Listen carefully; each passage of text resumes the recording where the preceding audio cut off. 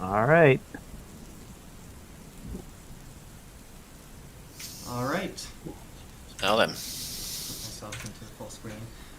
And bear side. So we're live, huh? We are live. All right. So we should start Briefly, we had filling all the airtime. luck. Okay. Yes.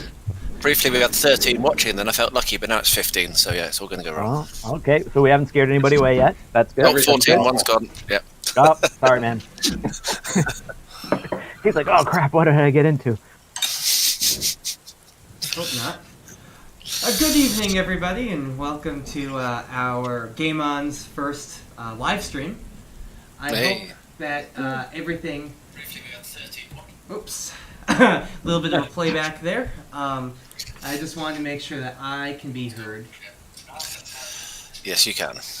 I was just making sure I could be heard on the live stream. Oh. Hard to tell sometimes. Okay, cool, I can be heard. So, welcome. Matt and I would like to welcome everybody to Game On if you are new. We are a YouTube channel that likes to play D&D and other RPGs and board games, and everybody with us tonight is like And Call of Cthulhu. Of course, Call of Cthulhu. Well, of course, Call of Cthulhu. Of course, Call of Yes. Cthulhu. So Yes, thank you everyone for joining us, and I'm echoing Justin's sentiment, and I will let him take the mic since he's running the show tonight. But we really appreciate everybody who's tuning in, and we definitely appreciate all the players who have joined us tonight too. So we hope you guys have as much fun as we plan to. Yes, I hope. Yeah, glad to be here. Well. I'm just going to adjust my audio just a little bit on my end, and then we're going to get started. Awesome. Would you like to take a moment, Justin, to introduce our the cast of folks that are joining us and helping us hopefully not embarrass ourselves too much this evening? That is exactly what I would like to do next. So let's start with Artie. Artie, can you tell us who you are and just say hi? Artie or the person behind Artie? Yes. That wasn't a yes or no question. Let's do the players first, since we're not into the game yet, and have everybody introduce themselves a little bit, and then we'll go from there. All right. Well, I'm Spencer. Met Justin a couple years ago while I was working, and we became fast friends ever since. He's been inviting me to some fun D&D stuff, and he said there was a really nice spot open up with this awesome group of people, and I jumped on the opportunity immediately, and here I am. Nice to meet you, man. Hope we don't disappoint. I'm sorry, I'm already disappointed, so. Hey, we're not playing that it's setting the bar any higher than it needs to be. So,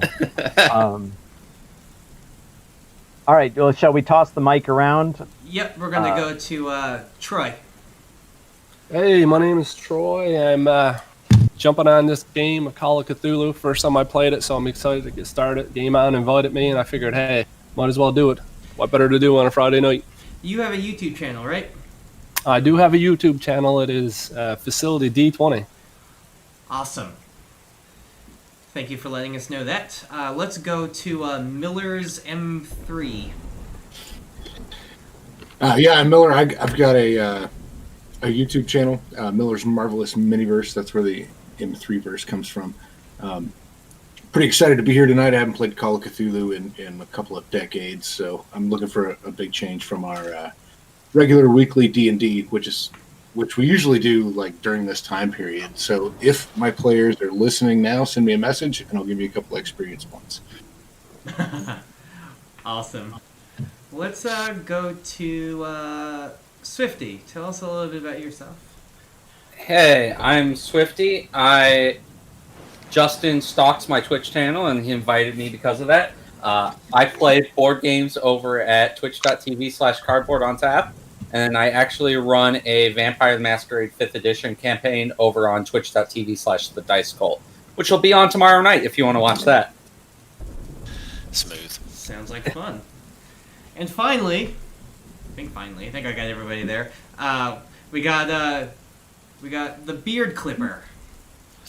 Morning. It's morning for me. It's 2:10 in the morning. I'm in southern Bulgaria, so I'm the outsider here who's got an early night and gotten up early. I haven't played Cthulhu for decades as well. I haven't role-played for a long time, so I'm really excited about this. Living where I do, I just don't get the opportunity, which is why I'm been stupid and woken this early. But yeah, bring it on. It's going to be fun. Well, that makes me happy. Okay, and you have a YouTube channel too. Yes, I do. It's Beard Clipper. So yeah, go find it. Lots of terrain, bit of unboxings, slowly but surely some gaming, and eventually model railway as well. Quite varied. I was hoping it was stuff to make my beard not look like shit. Nah, sorry, dude, you fucked there. No. Sorry. The train rocks and creaks on the track. As the hard rain pummels the side of the train car. The ride to Philadelphia isn't the longest, but the hard rainfall seems to be slowing the train down to a fraction of its top speed. The car is cool as the blowing wind forces its way through the cracks and gaps in the windows and the doors of the 25-meter-long train car. The conductor, who has introduced himself as Arthur, fiddles with the heating system in the front of the car, attempting to get it to warm up the car faster. He has already informed you all of the delay the rain is causing the trains on this line, and as a complimentary service has offered tea and coffee at no charge. There is no one else on this train but you and the conductor.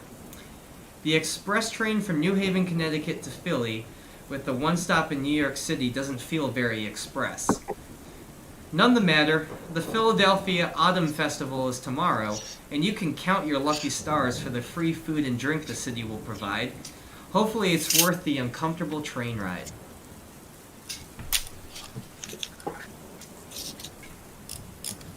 You guys find yourself alone with the conductor in the front up here. He is, I will ping him for you. He is up at the front. He is Arthur. He is fiddling with the heating system that doesn't seem to be working correctly. It is chilly in here. But as of right now, it's just you guys in this train. What are you doing to pass the time? I'm reviewing some case notes. I've got a folder and I'm just flicking through them. Okay. I'm reading some pulp horror. I like it.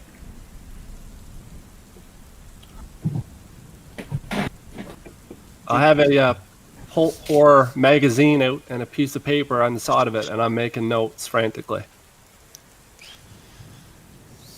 I like it. Did the conductor announce that he's fiddling with the heating system? He has. He has basically told you he's going, "Oh, I'm so sorry. I'm trying to get this to work, but it's such a piece of crap." And he like kicks it a little bit. And it seems to kind of make it work a little bit more, but it's still not working to its full extent. Has he already provided us with our complimentary tea? There is basically a cart that you can go grab whatever you'd like. So Right, whether or not you grab... Oh, sorry. I'm going to stroll on over now and grab myself a cup of tea because, yeah. Okay. Let's say Thomas would, if the conductor seems to be having trouble, he knows a thing or two about machines, so he'd offer to see if he'd take a look at it. Okay. You can definitely do that.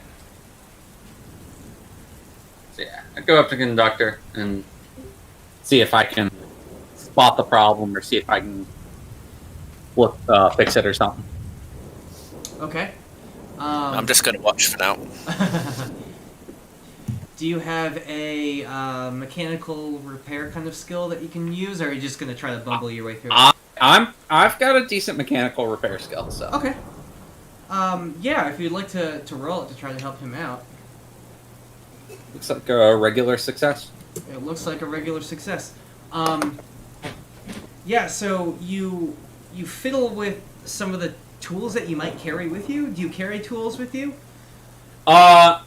I wouldn't be for this trip, but if he had some tool, I'd ask him if he had tools on board. He does have a very small toolbox. It looks like it's like a wrench and a hammer, and he's like, he doesn't look like he's very qualified to try to fix this thing, but you're able to use the wrench, and you're like, no.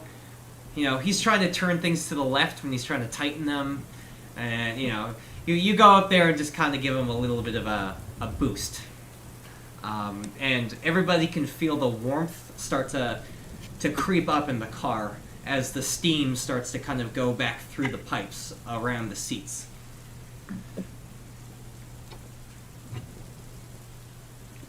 As Thomas makes his way back, I guess, when he's finished helping, I'll just like poke my head up from outside of my notes and just take a quick look at him and say, "It's mighty fine of you to help. I really appreciate it."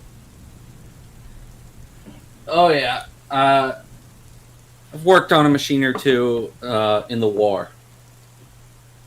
Oh, you were in the war? I was. I saw battle in France. Those were some crazy days. It was. Too many good people didn't come back. Indeed. Where were you at in Also, France? we're thinking about too closely now. We all saw some things we wish we hadn't. Yeah, even Arthur, the conductor, he'll step in. He'll be like, "Yeah, I was over there too. I was with the Harlem Hellfighters. I was a runner and a telegraph specialist. It's good to see some of the past vets. I hope you guys have been, I guess, as better off than I have been. But at least I got a good job with the PARR. You got a good job. You're doing better off than I am. Don't sell yourself short, man. Being responsible for a train, that's an important job. I love what I do. I love what I do. I just don't like these kinds of nights. Especially because I'm normally freight. So, I don't normally do a lot of this, but I took this job tonight because it was extra pay. Who wants to be out on a Friday night this late during a thunderstorm anyway, right? Rather be in here than out there. Ah, we got a roof over our heads. We're getting where we need to get. And now it's warm. I can't thank you enough, kind sir. What's your name? Thomas. Thomas. Thomas, it is a pleasure to have you on my train with me. I'm sorry again. I'm a freight conductor. I don't learn all of my my passengers' names. What is your name, sir? He's looking. Jackie DeSoto. Good to meet you. It's a pleasure to meet you too. What is it that you call home? Where is it that you call home?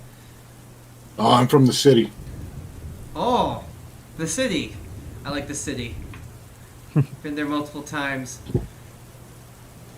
Well, I would think so. I mean, isn't that where we're coming from? It is. Hence why I said that. You're a sharp one. What's your name, sir? Yeah, My name's is, George. Yeah. George, where are you from? If I may ask. Around. Around. Okay. I like that.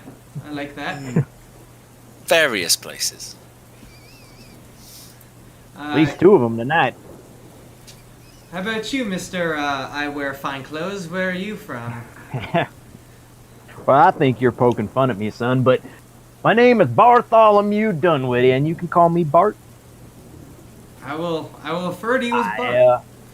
I hail originally from Billings, Montana, but I am presently on my way to Philadelphia for a new position, and I thank you very kindly for this this ride to my new career in the offing. I'm quite excited. Now, it seems that not everybody here on the train wants to talk too much, and that's fine. That's fine. I don't mind taking up the airtime if people don't mind listening to me gas on a bit, but we got a couple others here. Yeah, that's. I'm gonna go and meet these two down here. I have their tickets. What's your name, sir? Easiest name you'll remember tonight, Arthur. You can call me Artie, so you don't get confused. I appreciate that because I've yet to meet another Arthur, and here we are. Oh, you're a mighty fine Arthur, if I would say so myself. Thank you. I've never written a book, but I'm a mighty fine Arthur. See, I can be funny too. I got some jokes as well. And what's your name, sir? Yeah, my name is Edward, but you can call me Eddie. Edward, you got a mighty fine camera with you. I haven't seen one of those up close. Well, I'd like to thank you for that. This old girl's been with me ever since the war. Oh, what'd you do in the war? I can't say that I saw any action, but I was over there shooting some photographs. Ooh. Well, I'm sure you delivered to the people what they needed to see, because it sounds like most of us here were over there at some point. Sucky place to be. Also, Fine gentleman, I must say. the camera arts has always been fascinating to me. We had us a photographer on my last expedition, and it was fascinating to me the way he could capture the sights and things that you wouldn't never be able to describe to nobody out in the wilds. We was tracing the Amazon and the snakes down there. You just wouldn't believe how huge they was. But that feller with the camera, he took us a picture too, and now we can show everybody and prove we weren't lying. As long as this train. But if I told you that, you'd laugh at me, think I was drunk. But cameras are proof positive as far as I'm concerned. You keep documenting everything you can. Yeah, well, you know what to say. A picture's done worth 1,000 words. Well, I reckon I only said 400 or 500 so far, so I guess you got me beat. Oh, the night's young. Which end of the carriage is the tea at?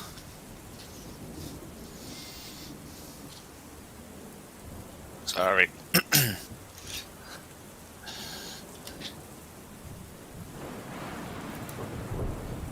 So now Arthur, Good. the official Arthur with the hat and the name tag, not the other Arthur. And He could be called Artie.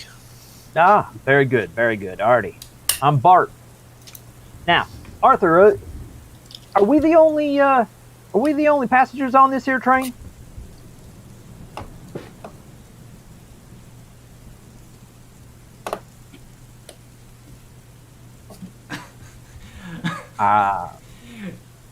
Guess so. Mr. Conductor, are we the only passengers on this train? You are the only passengers on this train, and I am so sorry, Mr. George. Yes, right up here on this front of the car, right in front of me is where the cart is. Okay, I've just finished the one that I had from before, so I'm going to stand up, pop my papers beside me, and just walk down. I'm not looking very happy about all the conversation. I'm looking a little bit stressed, so I'm just going to walk down and get myself another cup of tea. Unfortunately, this is only a two-car consist, Mr. Bart, and the other train car is basically just luggage and a little bit of mail. I see. Well, that's all right. This car is plenty spacious and has the nice accommodations of the beverage cart there. Tell me now, you got tea for our friend George. Got anything with a little more kick to it? I'm going to look up at that moment and just kind of glance over. Jackie will also. Yeah. As a strong Christian man, I don't believe in the whole drinking when the government has deemed it illogical to drink. It's very important to follow the law, yes. That's what I try to do. As a conductor... Don't get your panties in a bunch there, son. I was just referring to coffee. Oh, well, yes, we have plenty of coffee. Right. What would you think I was referring to? I mean, I don't I know. wouldn't know. That's why I just like to make sure that people know that I don't have any alcohol, because I just don't. Well, that would be thoroughly inappropriate, wouldn't it? Of course, of course, Yeah. of course. I'm How much longer continuing we to got look on at. this ride anyway? I'm continuing to If look there at is Bart, enough trying to catch his eye. coffee. Say that again. I just said I'm watching Bart, just maybe trying to get his attention. Ah, I like it. I don't know. But Bart asked a question. Mm. I don't know. Bart can make a luck check to see if he sees you.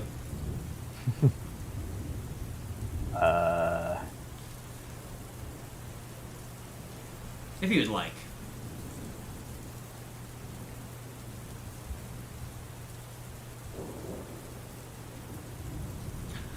Okay. Doesn't care. Good. The screech of metal on metal can be heard even over the thunder as the train comes to a sudden and abrupt halt. Arthur, regaining his composure, asks if everybody is all right, because he kind of falls over a little bit and kind of catches himself. So I had a fresh cup of tea then. So yeah. Roll damage. And now it's all over your nice clothes. So yeah. Do I spill that? Yeah. Make a luck check to see if you spill it on yourself. Let's see.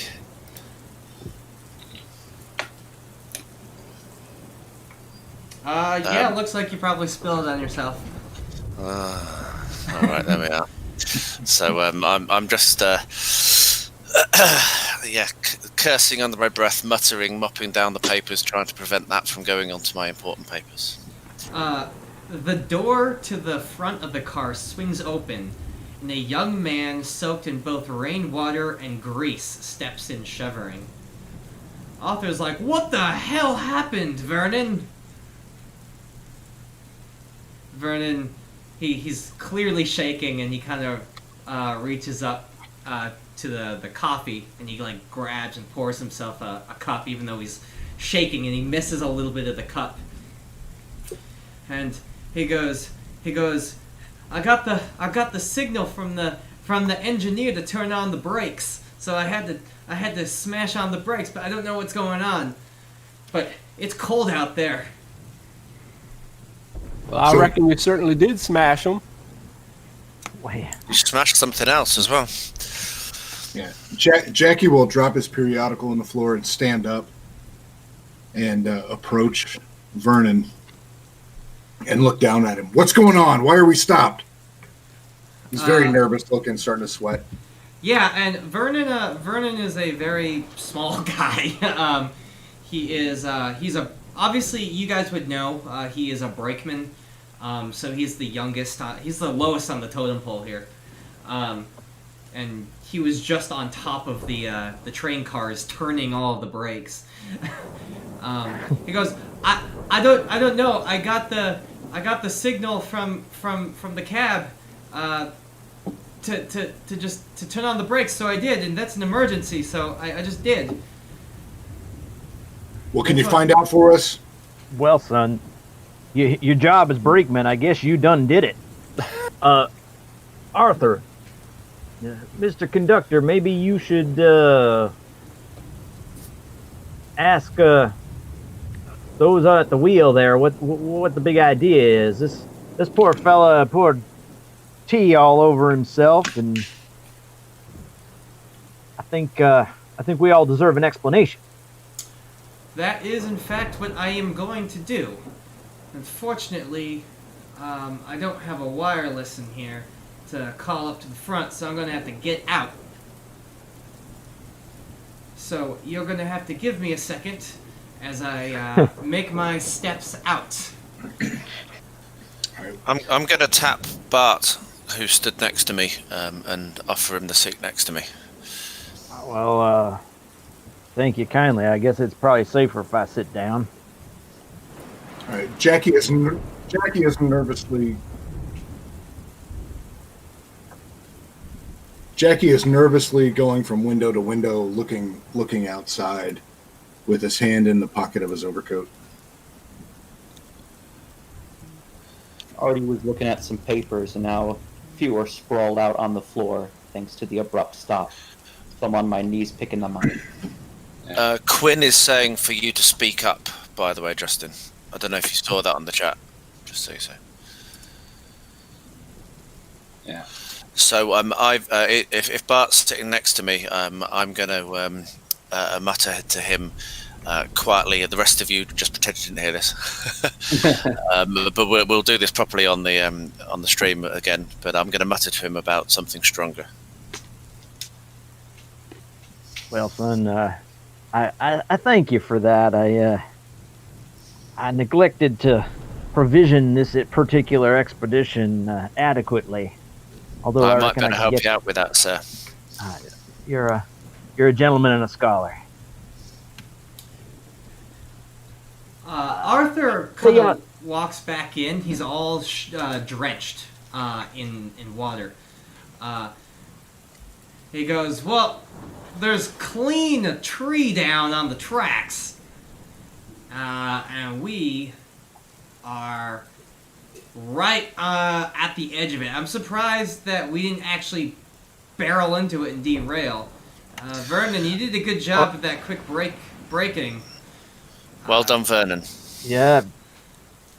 Good job, son. I'm sure those of us who are nervous travelers will be mighty reassured that you were so quick on the switch.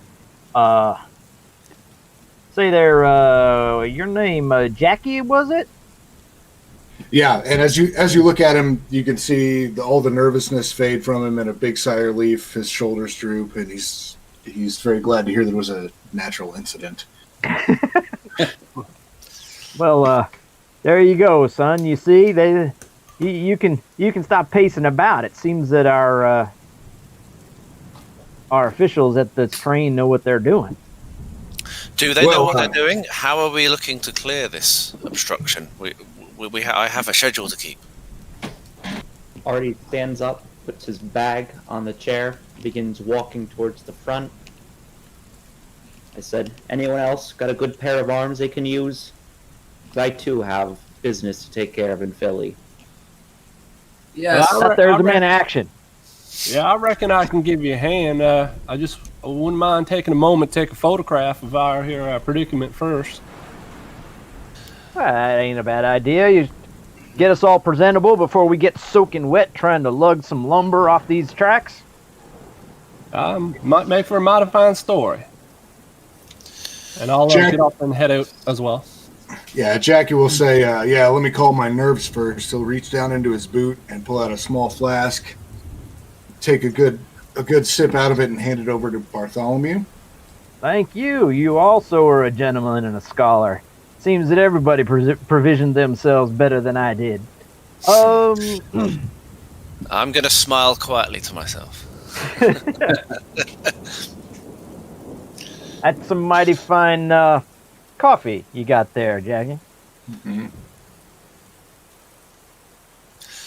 I'll stand up as well, put my lovely black hat on, and brush myself down. I'm getting ready for the photograph.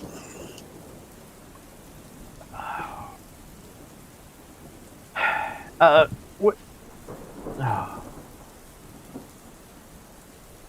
Sounds good. All right, let's have a look at this tree here. Yes, the rain pummels you with fat, cold raindrops as you step out into this corridor of autumn-colored trees. You're still on adjustments, by the way, intermission on YouTube. There's a bit of a delay. All right. Okay. The train engine spews out its thick black coal smoke, even at a standstill. You guys can see up ahead. That is where the tree is, but it's kind of hard to see in the fog and in the rain. But you can see Arthur making his way. This is something else. Okay. You can see Arthur and Vernon making their way up towards the front of the train. So Okay, go so ahead what- and follow. I'm Yeah, going to follow as while well. everybody's making their way, Jackie's going to make his way toward Edward, and he'll look over at him and say, "Just want to give you my thanks for taking pictures while everybody was dying. Really brought the war home." Well, I reckon people ought to know what happened over there. Indeed. So, do you want me to go make a pose by this tree before we move it out of the way? Only if you all feel comfortable in the picture now. If you don't feel comfortable, then I reckon you don't have to be in the photo. I've been photoed before. Very Well, good. that then. there's a high-tech camera. Shouldn't take but more 3 or 4 minutes of us standing still to get us a good image, eh?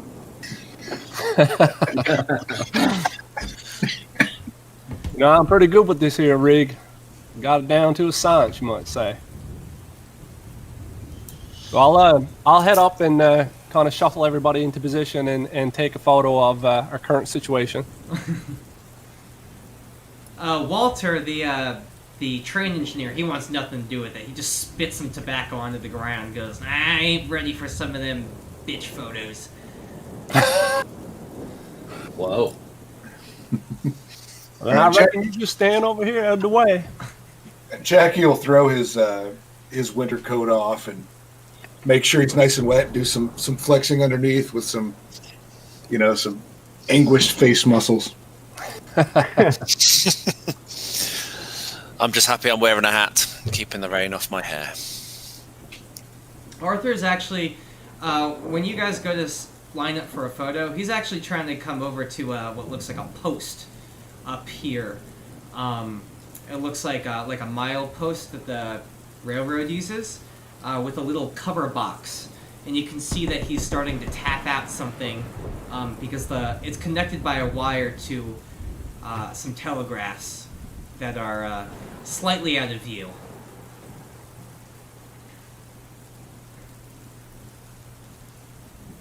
Vernon is also going to attempt to try to... Vernon is small. Vernon is a small guy, but he's going to try to heave-ho the tree off of the tracks.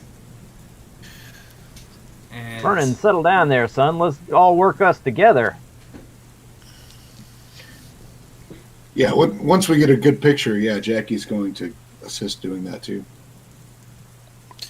I'm going to stand back and watch for a bit. I'm not going to... my suit is entirely too nice to be... being out here is bad enough. That's a $10 suit. You should probably be inside. Walter... I'd rather not be on my own on a night like this. The train engineer, Walter, he goes, It's clear too big. I can't push it off with the cattle prodder. Whatever the hell I call this thing. I use it to hit the deer that like to stay in my tracks. And suddenly I'm from the south too. I don't know. There's enough of us big guys here. I think we can get this off. Oh yeah. You hear Arthur clicking away up at this Morse, this telegraph station, when suddenly there is a huge lightning strike and it smashes into one of the telegraph posts and it knocks it over, leaving some exposed wire onto the ground, kind of over by where George is. Tarnation! Oh, great. That'll That let made me you jump shoot up, again. son. Step away from that. I reckon gonna we step better back get this further. tree moved and back inside. It's getting mighty nasty out. Arthur, Yeah. Arthur makes his way over to you guys again, and he says, "Well, I told the PARR that we were stuck here. I got a partial message back saying that there are some trees down on multiple parts of this line, but that's all that I got before that stroke of luck happened." And I suppose your track cruise has probably gone home for the weekend, being that it's a Friday night and all. Yeah, I would only assume that they do the same thing that they do for freight, and that's wake them up and get them here, but that usually takes a little while. We don't have time for that. Well, Have you got any other tools or anything like that? Any crowbars? A saw would be good. We don't really carry too much saws on our trains. Walter and is like, no, we don't have any tools here. They give us the crap stuff on expresses at night. They just pray that nothing bad happens. and, You know and what I don't they mean to say. rain on your train ride there, son, but that there's an oak tree. You know how heavy and how hard that wood is. It'd take hours to saw through that. We need Well, us if we're some- not- I reckon if I we're- once heard a wise man say, if you had a lever long enough, you can move anything. Walter's I suppose like, that's well, right. if that's a euphemism for something, boy, I don't want to be around you. I reckon you don't misunderstand me there, son. All we Sorry. need to do is get a long stick here and we'll prop it up under this tree, get a rock or something. Well, I'll give a heave-ho and move this tree right out the way.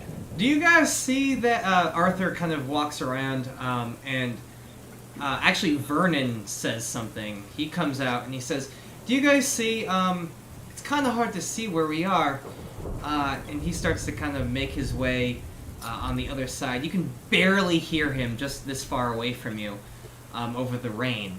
And he says, I think I see some wires coming over this way. There might be something over this way, but I'm not sure.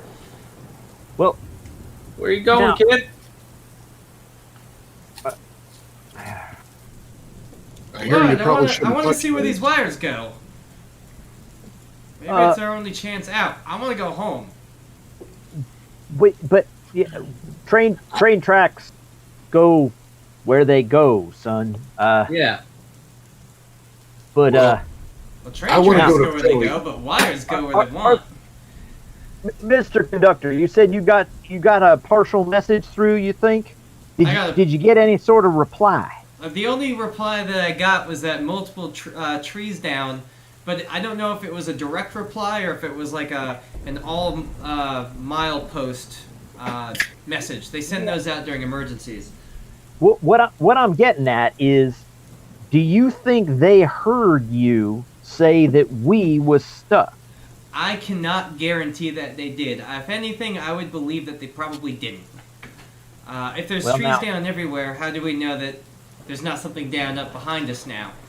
So, Yeah, no, it makes perfect sense to me. That's why I'm asking, because if we ain't told them we're stuck, and we ain't told them where we're stuck, well then we're we stuck. ain't getting unstuck anytime soon, No. unless we come up with one of them long levers that fella there was talking about. Now, I'm all for physics and levering and whatnot, but I just don't see how we move a tree that big with half a dozen guys and no lever. Walter goes, it's too wet. I'll get too much wheel slip if I try to pull that thing with any cable. Not that I have any. But Well, if you could- guys can go look for your lever. I'm going to try to lighten this load, and Jackie's going to go into the canopy part of the tree and start breaking off the branches as much as he can and tossing them over to the left there. Okay. Okay. So, can we just do a search around the train to see if there's any anything on the train, like a ladder or anything at all that we might be able to use? Sure. Can take a look around. Vernon continues to keep going where he's going. Thomas Vernon, is slow gonna down there, follow. son. Thomas is going to follow Vernon. He can't. His Yeah. soldier training, he can't leave somebody by themselves. Yeah, Vernon, ain't the wisest thing for you to go running up by yourself. Yeah. Arthur is going to help whoever is looking around the train. He's going to go up into the actual train itself, like the the locomotive, but he'll say that you guys can go and search like the luggage and see if there's anything in there. I'm gonna head towards the luggage. Just don't open any of the mail. Artie's gonna tear off some branches too. Hey, see if you can find an axe in there. That'll make this a lot easier. We just gotta lighten this load at the side of the tree a little bit more. Yeah, right. Pick it up. Right over here. We can rotate it right off the track. No need to pick up the whole thing. Right. Just So roll it I'm over. starting to rummage around in the baggage car. Okay. Make a luck check for me. Another one. Hey.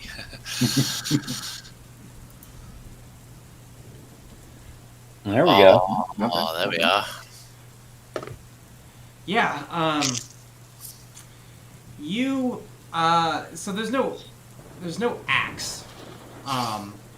But what you do find is a coil of rope and a flashlight. It's a gas lantern, so it's technically not a flashlight. It's like a hooded lantern, bullseye lantern. Okay, cool. So I'm gonna cough, sigh, and go back out into the rain and take these back up to the front.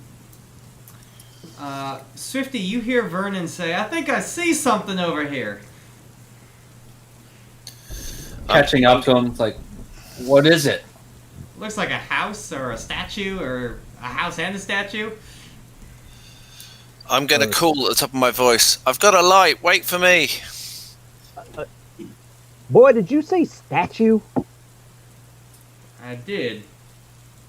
I do have to turn this down just a little bit. There we go. So I'm gonna hand the rope over to Artie, and then I'm gonna hop the tracks and follow after the other guys. Is the lamp lit, or is there any way for me to light it? Yeah, you can light it. It's just a turn, and it kind of creates a spark, and it lights for you. Right. So I'm lighting feels like my lamp. it's got about an hour of fuel left.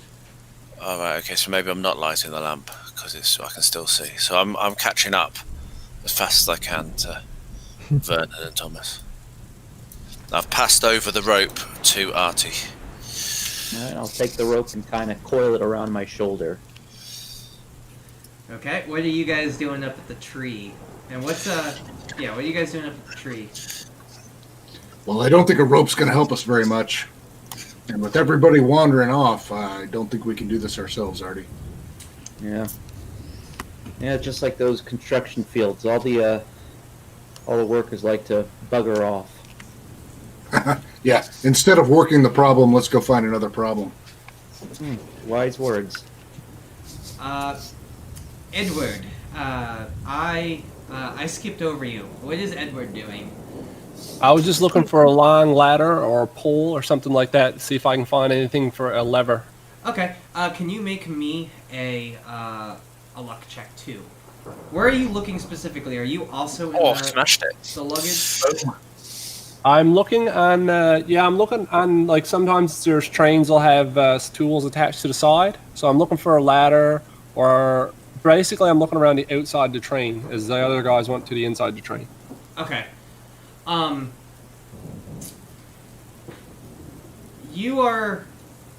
There's not much on the outside of the train that you're able to kind of help yourself with, but there is a pickaxe that's kind of at the very back end. It's kind of locked in, and all you have to do is hit a little lever and it'll pop out. There's no ladder because the train itself has its own built-in rungs to climb up and down, but you do have yourself a pickaxe. Okay. So once I get that, I'll head back up towards the tree, I guess where Jackie was, and I'll kind of catch up to him. I reckon, where'd everybody go? Wandered off. I think the work up here was too hard for him. It's mighty odd for them to do in the middle of a thunderstorm, but I found this here pickaxe. I don't reckon it'll be much help, but maybe we shouldn't let them folks just wander off alone. Arthur kind of climbs down from the locomotive. He's like, there's nothing really in there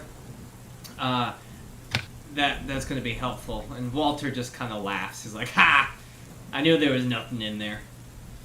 And Arthur kind of gives him like a dagger eye look. He kind of looks at him like, shut up. And Arthur's like, well, we got to figure out a way to fix this, but we've already figured that out. Walter, you're not doing anything helpful. How about you just stay here and don't talk to us?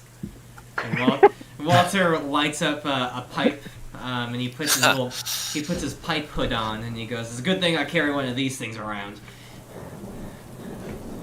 And Arthur just kind of like shrugs and walks away from him. So he's actually over by where Artie and Jackie is. But down here, where Thomas and George are, and Vernon seems to have found a little rock wall, like a clearing in some of the woods. And he climbs over them. He kind of scrambles over them. He's like, yeah, see, there is a statue over here. Vernon, get back here. This isn't what... The others were looking for ways to move the tree. Let's just go back to there. How is a statue gonna help us move a tree? Well, do you not see these wires that are going to this building over here? What if there is something that we can use in here to get a call? Maybe they have a telegraph machine. Maybe they have a long lever. Maybe they have a long lever. You know what? We can go and ask. You guys don't seem to be doing anything, so I'm trying. I'm going to come with you, Vernon. I think you've got a good call there, son. Now you've start making sense now, son. I appreciate that. You're thinking long game. Yeah, Thomas is going to try and climb over the wall, too, to follow Vernon some more. Yeah, What about the rest of you all coming with? Yep, Indeed. yeah, Jackie making his way there. He'll pull his flask out of his boot again, and he'll stay with Edward, and he'll hand it over to Edward after he takes a long sip out of it, and say, "Well, looks like we're looking for shelter for the night." I'll smile. I'll take the flask and drink it and say, "I reckon you just might be right."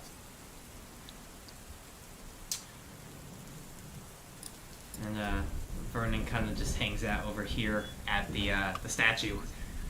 I'm gonna have a look. I'm gonna have a look at that statue, see if I can see anything. See what it is.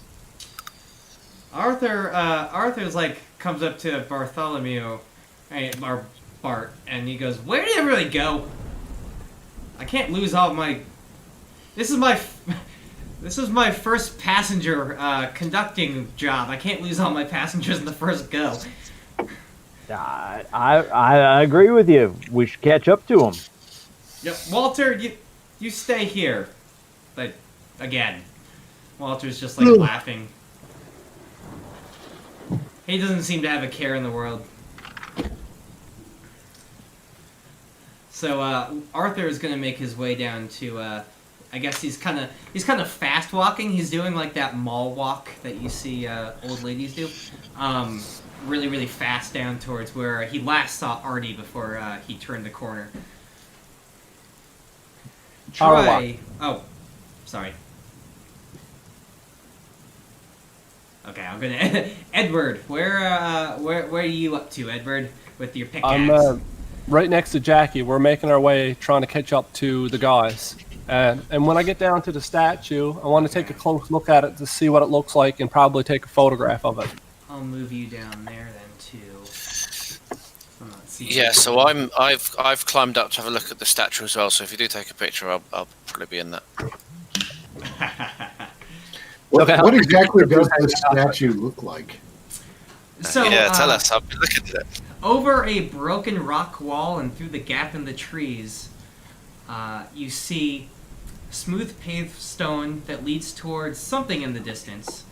The dense forest filled with colorful trees surrounds this open area, and flashes of lightning illuminate your face as the cold rain makes you shiver.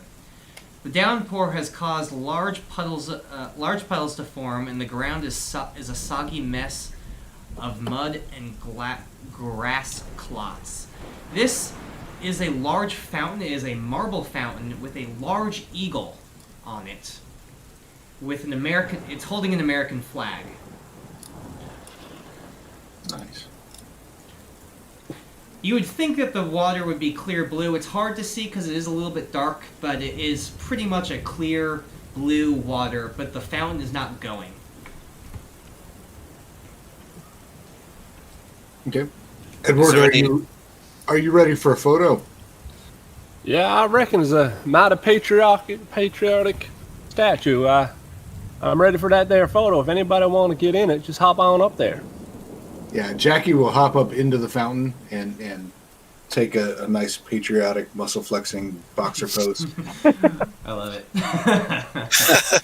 I'm gonna have a quick look around the statue to see if there's anything written on it or any plaque or anything to explain it a bit more or identify it. There is a plaque. I don't have a visual for this, but it says, built to honor our fallen heroes of the Great War. I'm going to read that out to the other guys. Hey, this is a war memorial. This is.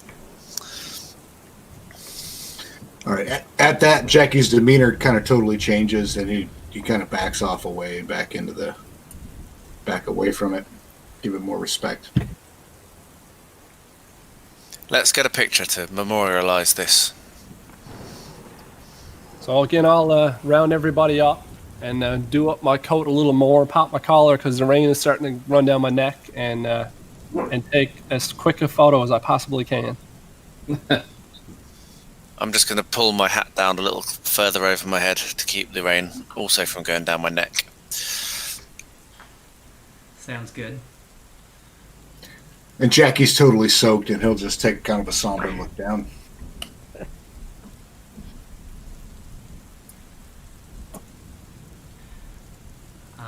Vernon, he kind of takes his cap off, and he does like a hand over the heart and kind of like a little head bow to the statue when he hears that that's what it was. And Arthur actually salutes it,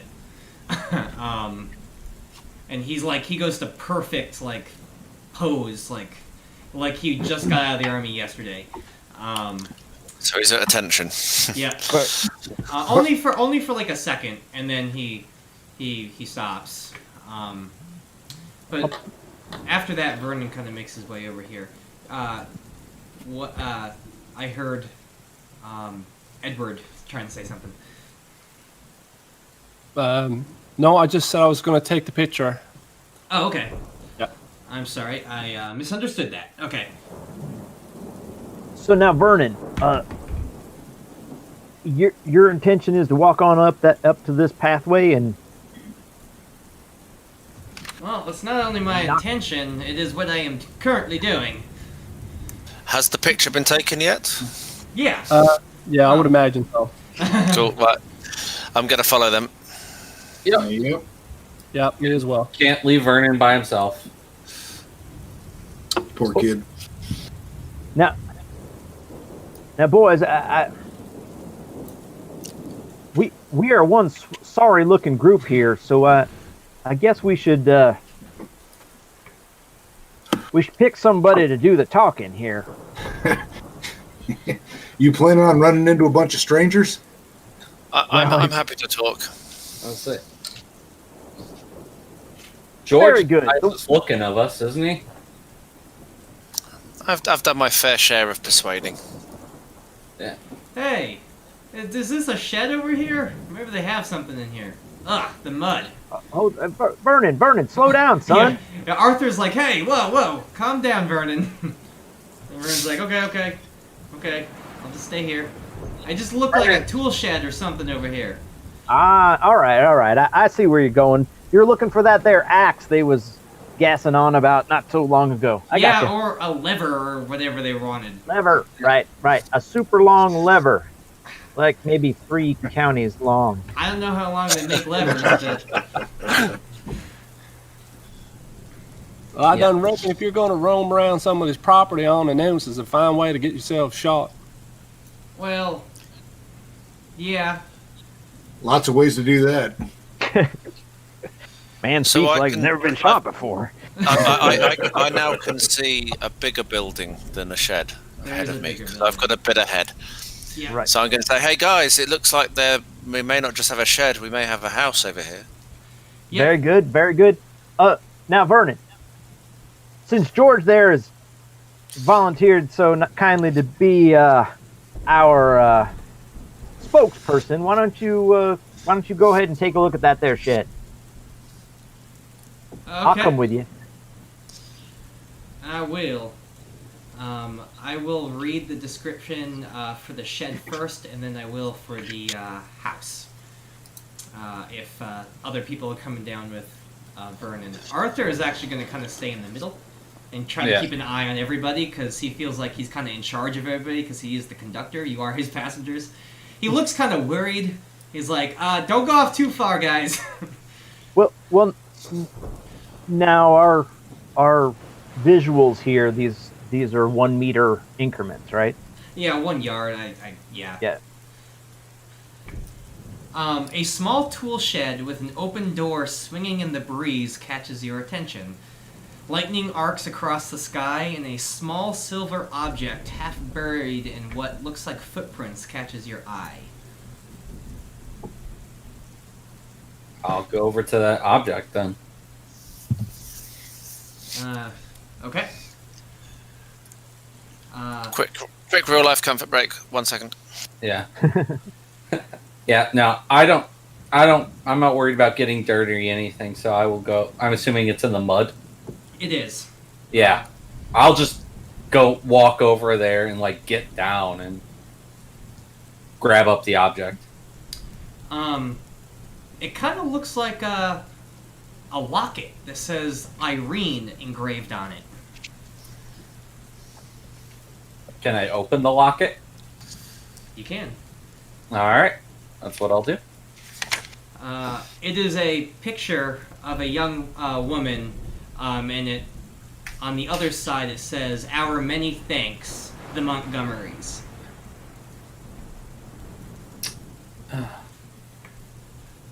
Someone must have lost something precious to them. Vernon looks at both of you, Tom and Bart, and also to everybody else. He kind of is looking at the front of the into the shed. And he goes, "There's a lot of nails and a lot of boards and planks on the ground. A toolbox that looks like it's been knocked over to the ground, but it doesn't look like I see any of those long levers you guys talk about." Any axes or saws, Vernon? Saw and axe and such. I don't really see any saws in here. I see a hose, and a hoe, and a shovel, and a wheelbarrow, and a whole bunch of wood that's on the ground, and a whole bunch of nails. And he kind of walks out with a limp. All right. Well, I'm gonna take a look. I don't just to make sure he didn't miss anything. he seems so carpentry inclined. What with them nails and all. Yeah, exactly. Second pair of eyes never hurts. Yeah, do you want to make a spot hidden? Yeah, let's do that. Nope. You kind of are looking around and you kind of knock your head up against a hanging bullseye torch. But that's all that you find. Ugh. Yeah. You This don't large- have one in your inventory. This A larger what? building, does it look like a house, like a home? Yes, actually, the appearance and architecture of the house makes it appear to be newer, probably just a few years old. Flickering lights can be seen through the windows, but the second floor windows appear dark and cold. 2 of the 3 chimneys let out small clouds of smoke that get carried away in the wind. The wood fire... Yeah, I'm making my way up there. Okay. The wood fires burning inside gives you a sense of peace and familiarity. The windows are fogged on the inside, so peering in is very difficult. The entrance door looks to be partially smashed open and also swinging in the breeze. The awning that covers the front door has preserved the large tracks of something that seem to end at the door still. Along with the door has a spray of blood. Yeah, I'm a bit close to that, so I'm backing off. And I'm going to say, hey guys, it looks like we might have a situation here, and I'm going to stand back, very obviously waiting for the others to join me. Jackie was standing here kind of watching everybody move around, and upon hearing that, he'll reach into his pocket and pull out his 38 and move forward. I'll be 1 second. Yeah, me too. Let's take a tiny intermission. Okay, we can take a quick intermission here. I'm going to mute us all.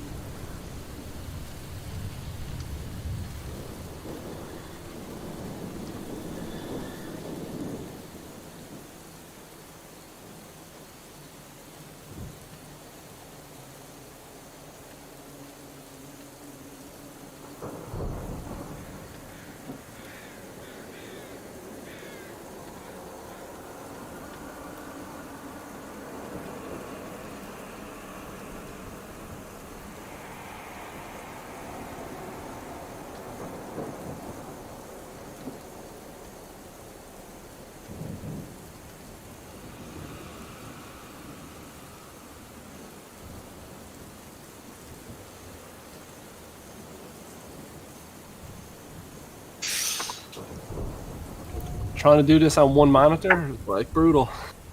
Yep. Sorry. No, I believe it. We are back. Like a bad smell. Talking of which, what is it smelling like?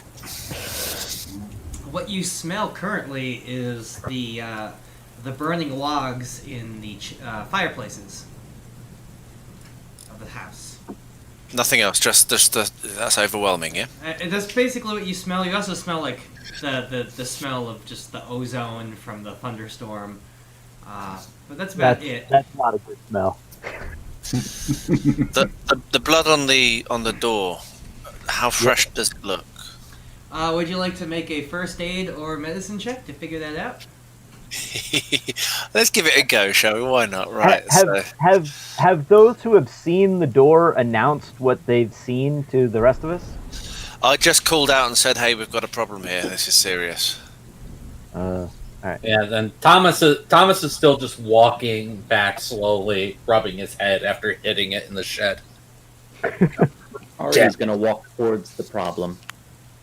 I like it. I don't. Funny enough, I don't have a first aid fast key, so I'm just going to roll a D100. Okay. Yeah, Edward will walk forward too, and when he notices the blood on, like everybody's pointing out, he's going to take out his camera and take another photo. But I'll do it like semi-discreetly. I'll just. I do it on my own. succeed my first aid roll. Say, That shocks the hell out of me. You succeed your first aid roll with no training. I like it.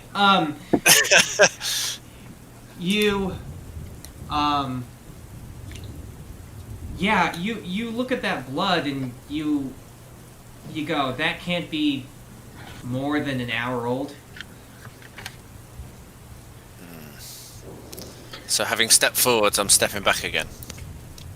Okay, yeah. Well, while George is examining the blood, Jackie will approach the door with his gun in his hand, down low, not up at the ready, and peer inside the door as much as he can as it's blowing in the wind.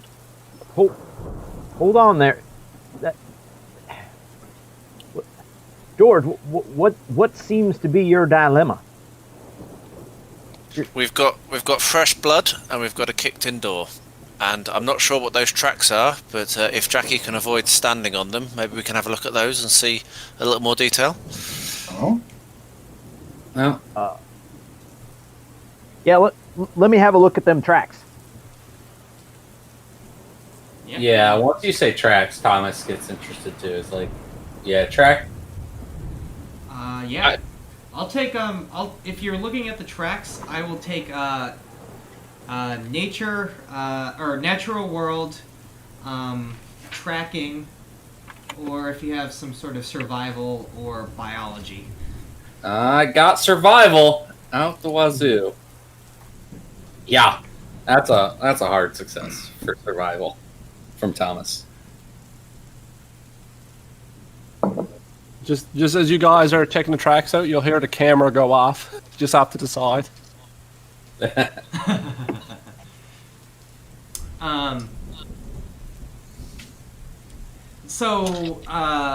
What Thomas is able to put together is it looks like whatever was here, whatever those claws are, they look like claw marks. Like they look like big giant animal footprints. It's you're having a hard time. I guess you kind of share a eye contact with Bart, and you can both see that like these tracks, they don't go in. It doesn't look like they go into the door. They look like they pace on the outside of the door. But whatever they are, they're big, and they don't look like something that is normally around these parts. They almost look like big bear footprints. But not Now, quite. Do we know roughly where we are geographically? Yeah, you are right outside of. You're technically, well, not really. You know that you're somewhere between New York and Philadelphia. How long had we Okay. been on the train for, roughly? Yeah. About an hour. Okay, so we're halfway, give or take. Well, we weren't moving very fast, so maybe not even that far. Right. That's true. I mean, yeah. Yeah, I'd say we're still probably closer to New York, but yeah, something was stalking the people here. Some sort of big animal. Maybe we should all go inside. Just make sure the residents here are safe and sound. Well, and make sure ourselves are safe and sound. If there's a critter that large that's milling about here, I think I would prefer not to be. I'm going to just wait for the rest of the group to make a decision here. You hear a loud thunder rumble that kind of goes off. Hold on one second. Let me make sure I can get it here. Well, yeah, I see a couple good reasons for us to go inside, and not too many good ones for us to stand out here continuing to get rained on. So you hear Walter, the train engineer. You see him kind of running down the paved stone, and he gives out a shriek of terror. He screams, and he keeps on yelling, "Get inside! Get inside!" Okay. At that, Jackie will push the door open kind of slowly, kind of pie it off and look around and make sure that that first room there is clear. Okay, I'll get to that in just 1 second. He gets about 30 yards in front of you, and then he grabs his chest and falls face into the mud. And then you hear a roar coming from somewhere in the woods. Not far off. It sounds like a combination of it almost sounds like a combination of just out of character, a Godzilla mixed with that of a lion. Fantastic. I'll take a quick look behind me because it looks like I'm probably the closest to him to see who's right behind me, and looks like it might be Vernon. And I'll just say, "Vernon, you mind giving me a hand here? Looks like our friend done fell down, and I think we should get in this house real quick." Sure. Well, so I'll move forward at a swift pace. Yeah. And check on our good buddy. You do hear another roar. No. But, sorry, sounds like someone wants to talk. well, sir. All right, out of character. This Walter just did a face plant on the paved stones there. Yeah, so he screamed and kind of went and grabbed his chest and fell down face first into the mud. All right. What is Arthur the conductor doing? Arthur is trying to shuffle you guys inside, and he was going to yell at Vernon to get inside. Just make him all Should we way check up. on your man, or Fine. If we can check on him quickly, we can get him. Vernon. anybody here have any sort of medical and skills at all here? All right, Jackie pushing the door open. He'll look back at everybody else and say, "Everybody get inside. We'll get Walter in." Yeah. Let's go. Yeah, let's go get that. Let's two of us. Let's go get that fella. Everybody else get inside. Okay. I am going to quickly change the map, and then I'm going to describe to what Jackie sees when he opens that door. Okay. Awesome. Okay.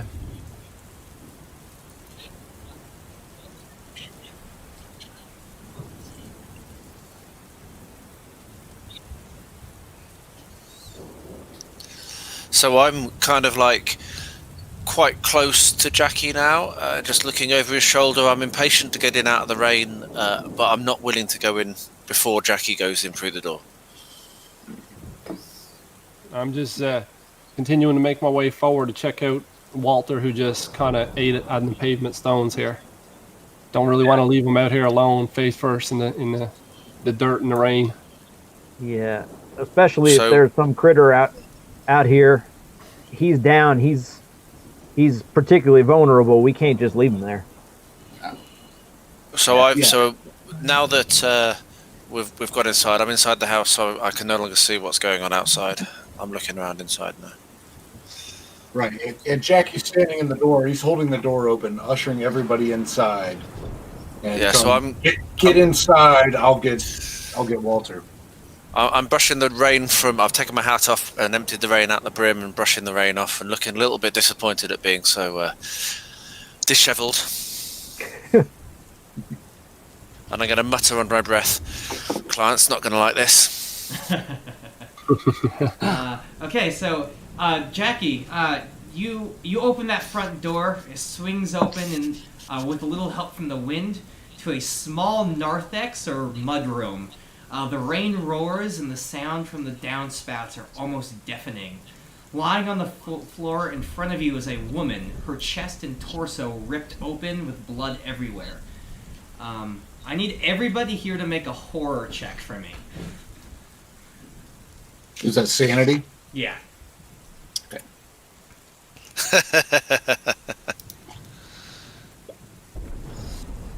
Oh, Yeah. I might be. I heard somebody talk, but I didn't hear them all the way.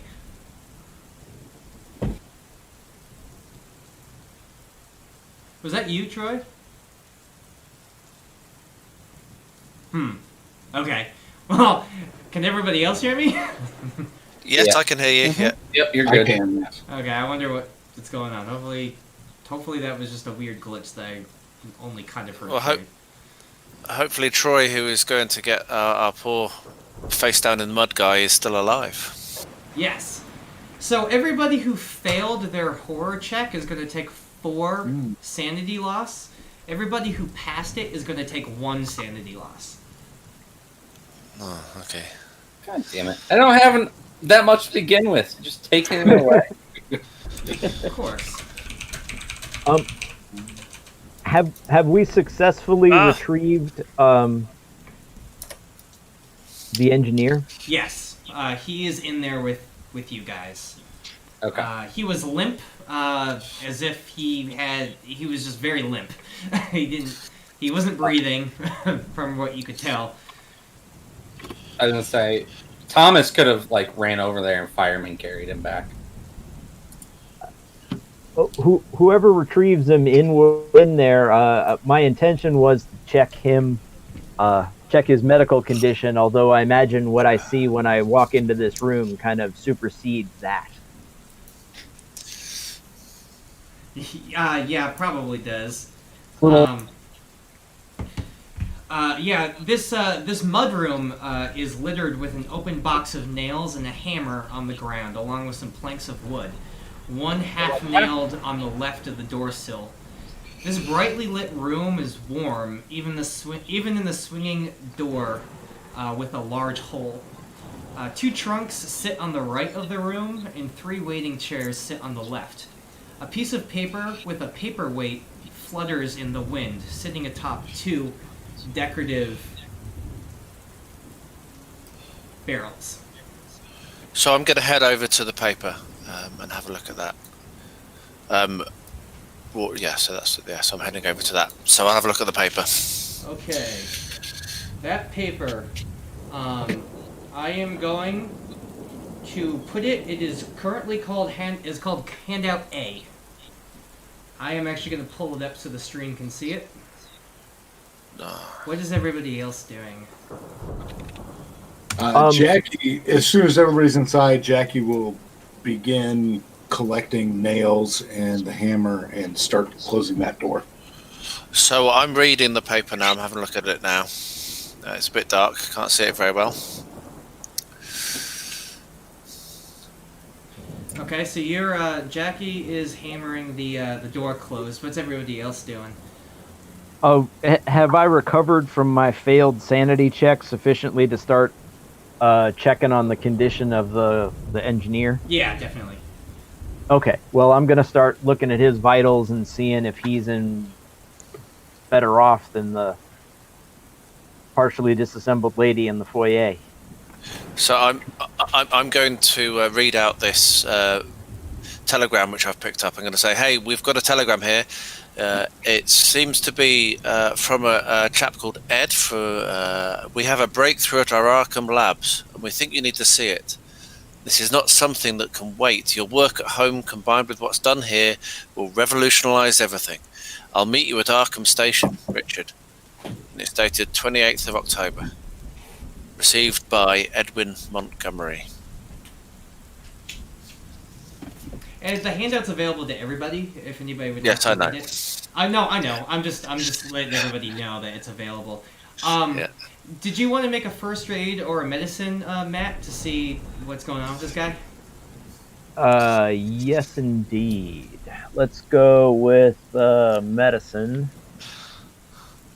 and see if I roll better with that than I do with.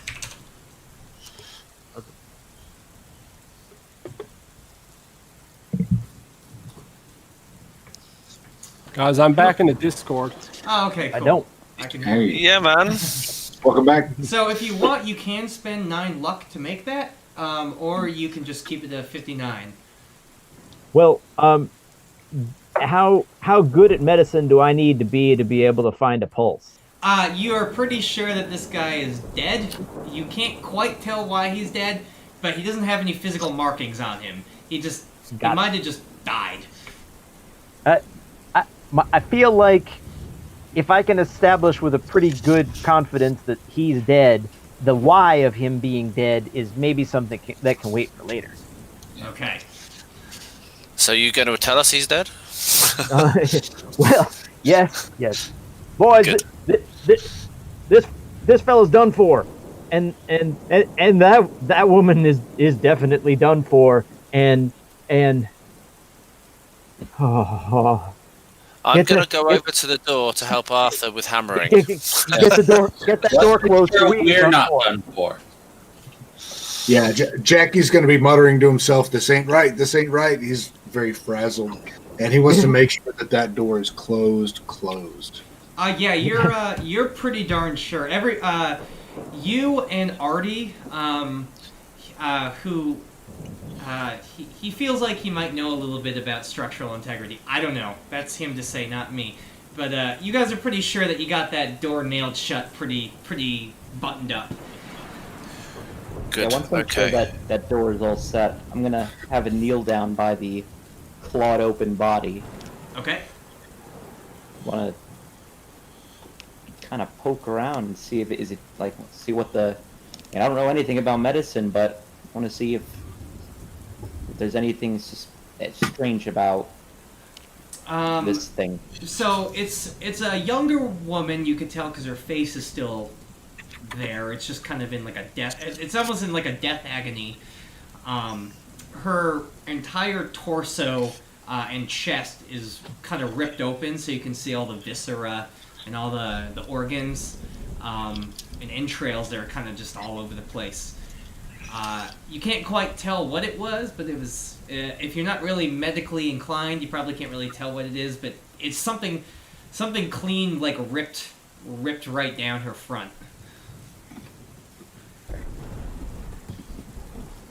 But does it look like an animal wound, or does it look like something different? If you wanted to see if it was an animal wound, I would take a natural world or a survival.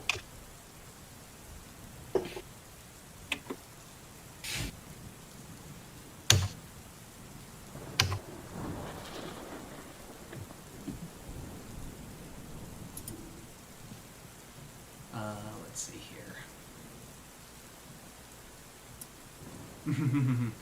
While he's doing that, is anybody else doing anything else?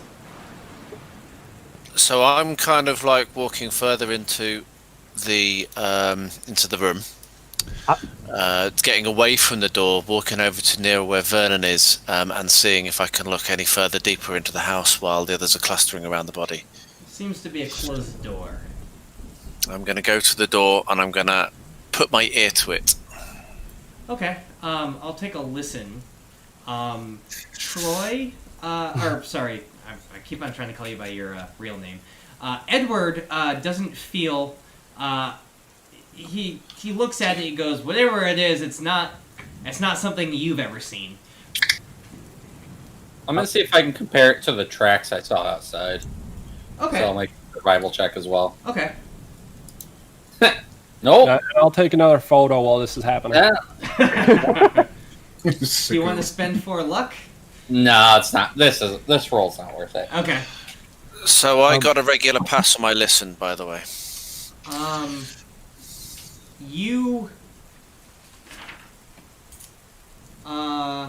You hear the slight ringing of a telephone. Hey guys, there's a phone ringing through here. Are there people there? Is there somebody who can help us with this? This is taking a turn for the. Well, I'll just say it. This is serious. It ain't right. It ain't right. I'm gonna try the handle of the door. Okay. I think it might be best if one of you guys step back so you can open the door. You should, hovering over the white line, see the little door symbol, and just click on that. I've done it. Okay. Okay, I've opened the door and I'm going to step through. Okay. Carefully, looking left to right. So if I see anything, then I can back out quickly. The door opens to a grand hallway warmed by 2 lit wooden hearths. The warmth takes the chill from the air, and the smell of a home-cooked meal tinkles your nose. The thunder and heavy rain shakes the large chandelier overhead, and the 4 smaller as well that keep this room brightly lit. 2 large decorative suits of armor stand guard silently on the far wall, and 2 sitting couches on the near wall look welcoming. Next to the left hearth is a table with a marble bust and a telephone. There are 5 doors in this large room, excluding the one you've just come through. So I'm heading towards the telephone. Is it still ringing? It seems to have stopped ringing. All right, Jackie's going to be pretty close to George, and he's kind of put off by the dichotomy that he's seen between the bloodbath in the other room and this very homey welcoming. And he looks very on edge, very anxious. I've made it to the telephone table. Is there anything on there that I can see? There is a telephone and a bust of a female. Okay, I'm going to have a look.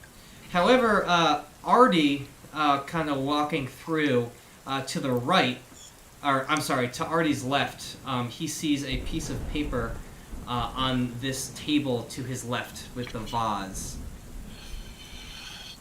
Oh, I'd like to read the paper. So I am going to make this available. It is handout B. I am also going to show it to the stream.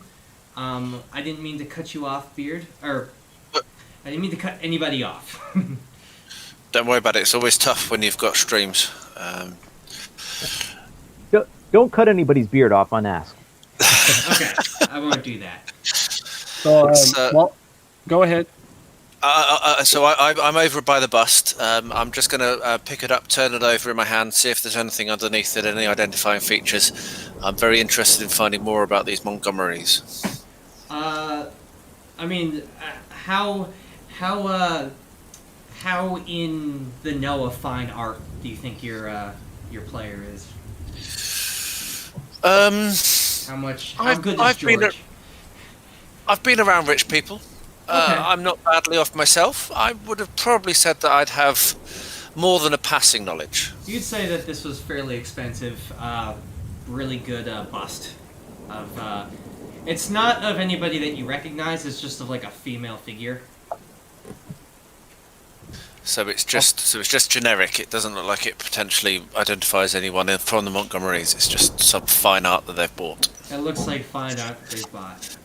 Right, I'm going to put it down and I'm going to walk over to where the paper was to see what's been found there. Say, Vernon. Boy, Yeah. that there locket you found. I'm the one who found the locket. Oh, sorry, man. Well, you still got it with you? Yeah. Yeah, what's up? take a look at that picture. Take a look at this here lady. Do they look anything alike? I'll compare to the picture in the locket to the. I assume you meant the woman on the ground. I think she's the only one here. Yeah. Yeah, you would say spitting image, except the lady in the locket has a chest and a torso.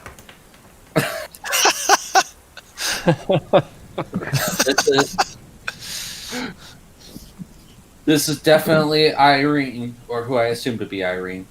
So who was it who picked up the sheet of paper? That was me. Are you going to read that to us? Yeah. What does the paper say? So it's a. Hold on, I have to bring it up again. From the desk of Edwin Montgomery, MD, PhD. It reads as follows. Irene, I'm so very sorry that I must go back to the Arkham Labs, but this is very important. I will pay you double rate this week and extend your time off for when you see fit. Make sure June takes her medicine. Thank you for picking the last of the hyssop from the garden. I appreciate everything you do for June and I. I'll be back as soon as I can. The sheriff will give me a ride to and from the station for my last excursion. Thank you again, and God bless you, Irene. Edwin. I'll step forward to Jackie and say, I reckon something ain't right about this whole situation. I feel real uneasy at the moment. It ain't right. It ain't right. So homey in here, so horror out there. It ain't right. Maybe we should nail up this door too. Is everyone through out of the bloodbath? Not quite. I hung back to take a look at her, and Justin, I just squeaked by on a natural world roll. If it gives us any additional information on her. Yeah, you're under the impression that whatever clawed her is the same thing that left the footprints outside. It's about the same size. Well, it is the same size. Okay. But not any better idea of what it might be. You are still under the impression that if this is a bear, it is not a bear from the area. Sure. It kind of looks bear-ish. Okay. I mean, I only made my roll by 5, so I'm not expecting miracles, but... So, okay, very good. Yeah, I don't think I can tell much more from her condition. I'm sorry, fellas. I've seen a lot of horrible things in my travels, but Jesus. It's awful. It ain't right. It ain't right. Is anybody? I see Jackie here is healed, but is anybody else have a means to defend themselves, or the rest of us? Yeah. Or he pulls out his revolver. It's like, yeah. Everybody just pulls out a revolver. It's 1923, of course. While everybody pulls out a revolver, Jackie's gonna get back into his little flask and take the bat. Hell, Vernon even pulls out a Derringer. I don't pull out a revolver, but I do pat my pocket. I'll spin my pickaxe around in my hand that I've been carrying around with me. All right. Once Jackie finishes his flask, train ride I was. Jackie will go back into the murder room and collect a bunch of nails and wood and the hammer. Okay. And bring it back here and secure this door. I like it. While Jackie's doing that, I'm going to go over to this door, bottom left of the room, and stick my ear to that and see if I can hear anything through there. I'm going to go around and have a listen, and I'm going to say, "Hey guys, do you want to check the other doors?" Yes, that's thinking. Everybody, listen up at a door and see if we can figure out what's going on here. That beast may be inside still. We don't know. George, make me a listen. I'll do this kind of roundhouse. I don't have listen as a shortcut, so I'm just going to do the 5d20s again. You can click on it on your character sheet too, and it'll roll. I fail by 7. It sounds like rain and thunder. It sounds a little bit louder coming through that window or that door. Okay. Let's go up to Artie. Can you make a listen check if you're listening at the door?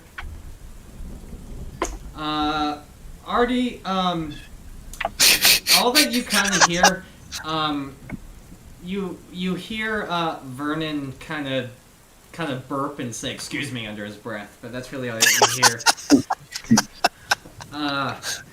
Edward, can you make me one?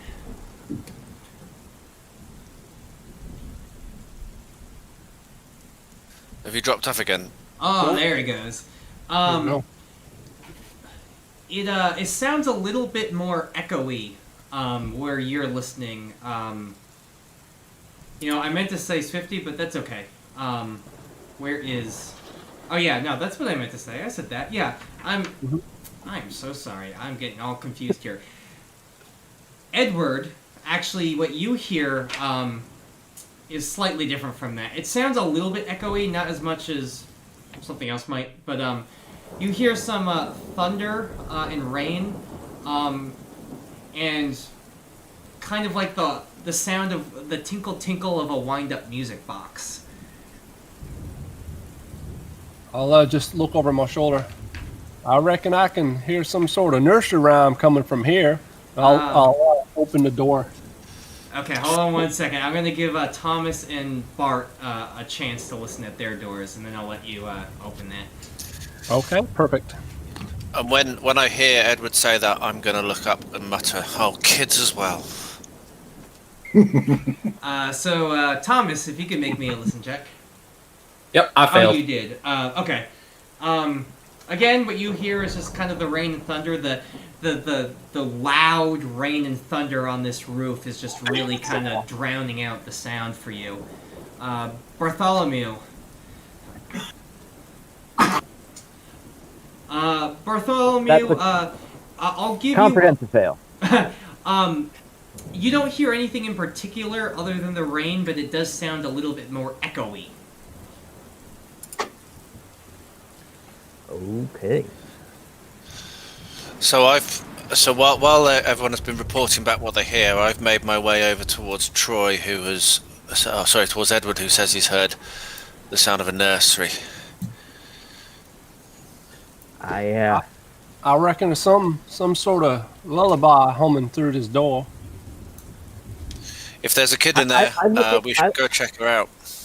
I look at Edward to see if I think he's maybe cracking up a little bit. He seemed pretty well. I seem pretty, so far I seem pretty straight and narrow. So you're... Okay, so I have confidence that you actually heard a nursery rhyme through the door. Cool. All right. How's Jackie? How you doing with that door? I think we're almost there. I think it's almost good. Yeah, Jackie, you're pounding away on that thing. You're doing really well. As a matter of fact, we can do that. It's nervous anxiety and all. Now we got a lot of doors to go through from this room. We got a lot of directions we can go. I reckon we ought to stick together, but maybe somebody ought to stay here. What do you think? Vernon says, I'll stay if you need me to. Arthur's like, I'm going towards Edward, and I'm saying, "Come on, there could be a kid in there. We need to make sure this child's okay." So yeah, I'll open the door, and if it's unlocked, I try to open it. It is unlocked. It seems like an ornate handle, but the door actually seems a little bit wider than the other doors. Somebody wanted to paint for us. Thank you very much. Whoops. If that was me, I'm sorry, I didn't mean to. Hey, someone just spilled some whitewash. Somebody made a skid mark on the rug. This door, so for Edward, this door leads to a small room with almost a double-sized door. It's about 1.5 sized, with a mattress directly on the ground. 2 nightstands sit low to the floor, and the near side has a piece of paper on the nightstand. Across from the bed is a vanity dresser combo and a vase with some potted plants and a long table. The wind and thunder howls, but you can see a musical box playing, weighing down the piece of paper on the nightstand, but is closest to you. I'm kind of like distracted by the situation almost. It almost like the music is kind of drawing my attention. I kind of have a tunnel vision and I walk straight up to it and pick up the music box and glance down at the paper. Okay. I will make the paper easy for you guys to look at. It is handout D. So I've followed Edward in, and I'm having a look around the room to see if I can see anything of interest. Obviously, I've not followed him. He's gone over to the paper, and I'm going to kind of stroll on over towards the dresser maybe, or the flowers, and just see if I can see anything of interest. The closest thing of interest that you're to right now is the vanity. Mm-hmm.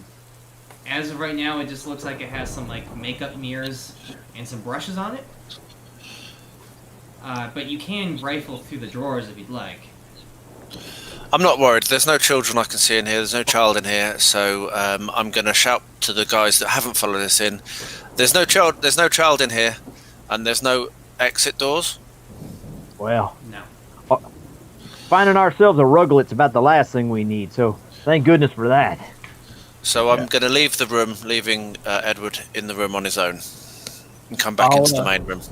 I'll try to turn the music box off, and I'll place it back down on the dresser, and I'll walk out the door with the piece of paper in my hand. I reckon it was just a music box in there making the whole noise. I found this here piece of paper. It looks like some sort of flyer. What's it say? Advertisement here, and I'll just like point it forward and show everybody.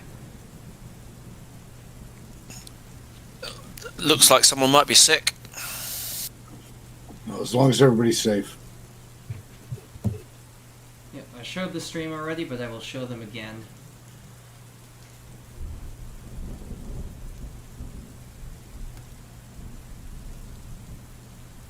Bath chair and invalid carry. Reckon that's why the door's so wide? From that other note we done found, it seemed like perhaps someone in this here residence is not feeling the well. Well, I reckon that lady Are any of the ain't other feeling doors? well. I reckon you're right. Are any of the other doors wide as well? Are any of the other doors as wide as that one, or is it just that one that's wide? It seems like all of them are slightly wider. Now that you kind of take them all look, like it was hard to tell that they were a little bit wide, but now that you kind of like are, you notice that they're a little bit wider than they normally would be. It was almost as if the house was built for it. Then, well, why don't we move on to the next door here? I'd wager that our invalid is the June mentioned in the previous letter. Well, we figure it probably ain't that Edwin fella, since he's going on excursions getting driven around by the sheriff. And I doubt it's Irene who lies face up with her chest open. Nope. Well, she's an invalid now, for sure. She seemed to be quite sprightly before she got dismembered. I'm sure she doesn't class as invalid anymore. Ex-valid, maybe. Or a girl. Sorry. Invalid, inverted. So I guess I'll just step forward between these two statues to this next door and go ahead and open it up. And I'm right behind Edward again. Yep, and I'm right by the door, gun ready, in case If something. it's unlocked. Okay, it is unlocked. A door leads to a flight of stairs. The power flickers with a rumble of thunder, and the upstairs lights seem to be turned off, but the switch to your right is on the on position. There is a mechanical platform attached to a pulley system, a simple elevator to the next floor. The rain continues to pound the roof. An open door at the top of the stairs allows cool air to rush down. I'm going to say, I think we should clear the downstairs before we go upstairs. I second that motion. I agree. Yeah, that's what we would do back in the war. And step back out into the main room. Okay. Let's close that door for the time being. We know what's behind it. Let's not expose ourselves to anything more than we have to till we know what the situation is. Good thinking. Good thinking. So as I walk out, I'll make sure that I close the door too. Okay.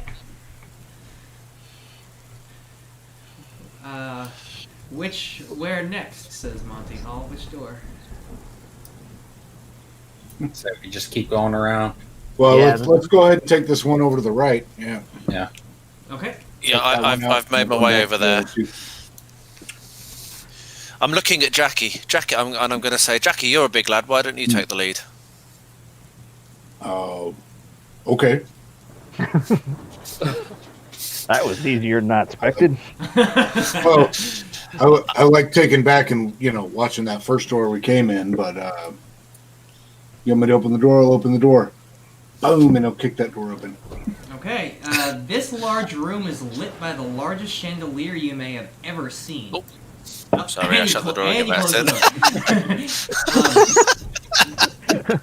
Oh my god! The smooth floor in the middle of the room and the large organ on the bandstand at the top of the room suggests that this is a ballroom for entertaining guests. The acoustics in this room aren't resonating music, however, as a large roll of thunder shakes the house. All right. I need you all to make sanity checks, horror checks for me, sanity checks, as you hear a huge roar outside.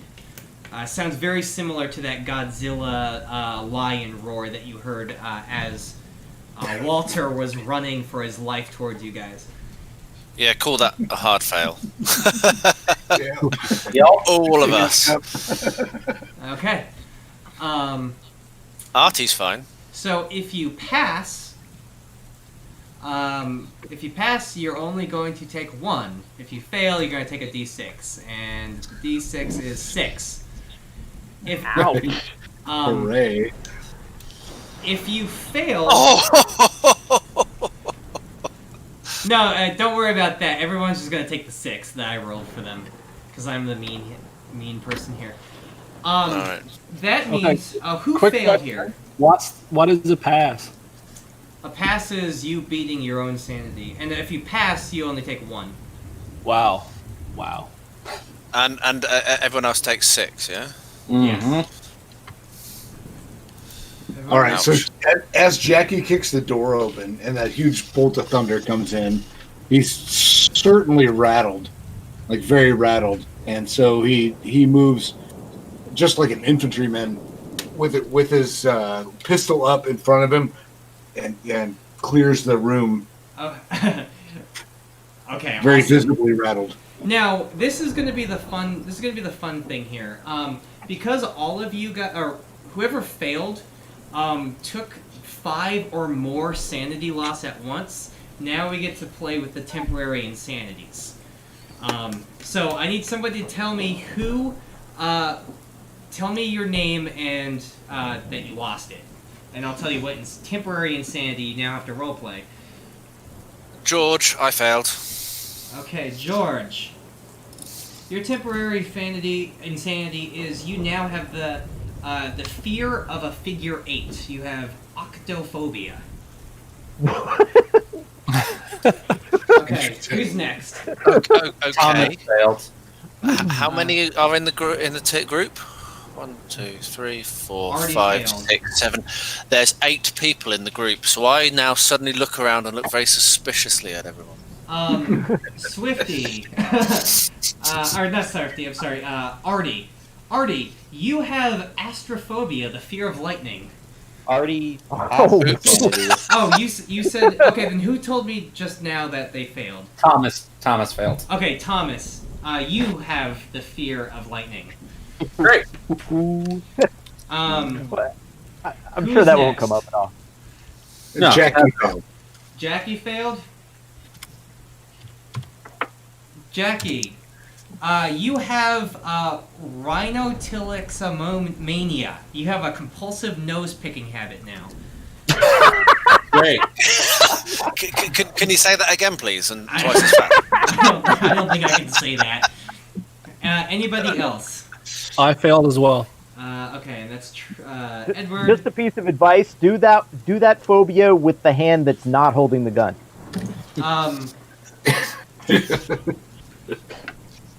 Hold on 1 second, Edward. Edward, you have dicomania, the obsession to see justice served. That doesn't seem that bad. It's an overwhelming obsession. Don't pick that guy's pocket. So I'm backing away from the group.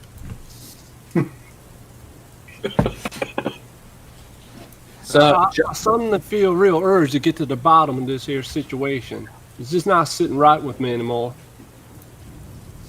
Yeah, so Well, Jackie pulls his thumb out of his nose, flicks a bogey to the floor, and says, this room's clear. There is another door to the bottom of the room. Are there windows in this room, Justin? There are.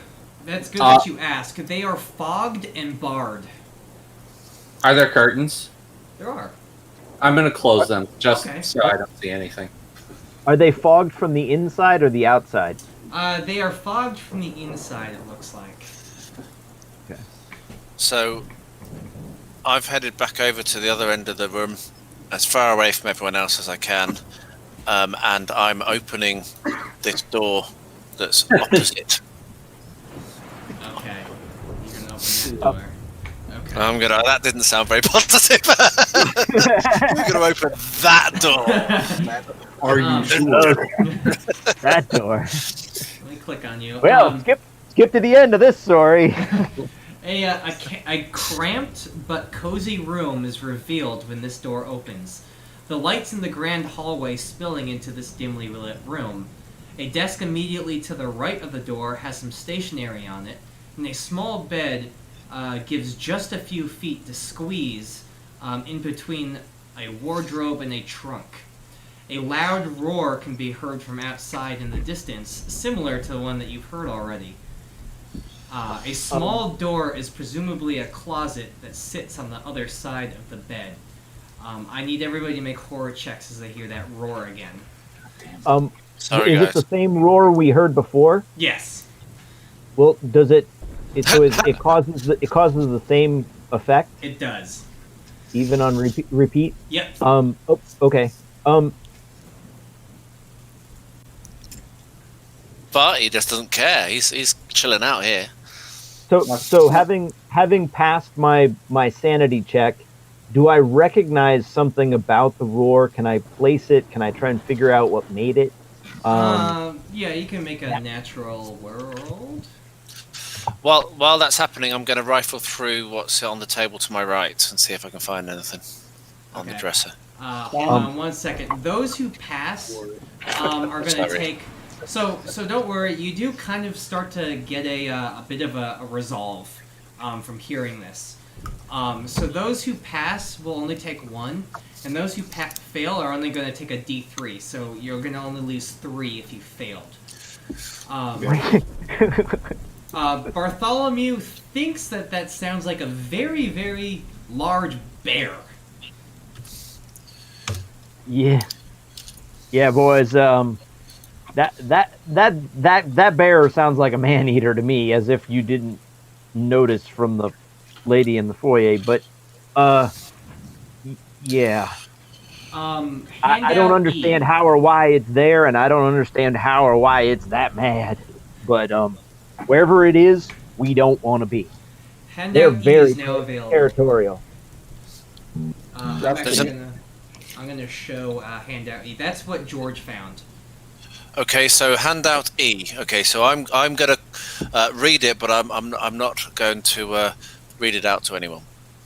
I'm going to keep that one. I'm going to read it and then tuck it inside my pocket. Okay. All right. So none of the rest of us would see it or be knowing what it is at this point. That's what I'm saying. Yeah. The Up to this stream point, does I've see read it, though. Justin, can you use luck to influence the sanity roll? You can. You can spend luck to make it to pass it. And is it meets it, beats it, or you have to get if it below? beats it, it beats it. All right, I am spending 1 luck to save 1 sanity then. Okay. Just let him go, dude.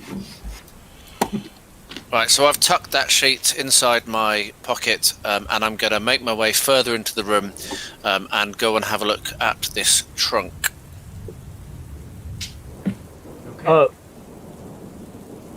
Fellas, we're starting to get a little spread out here. Yeah, I can't see everybody. Where are we going? Where are we going? I'm going to make my way over to where the room that George went into.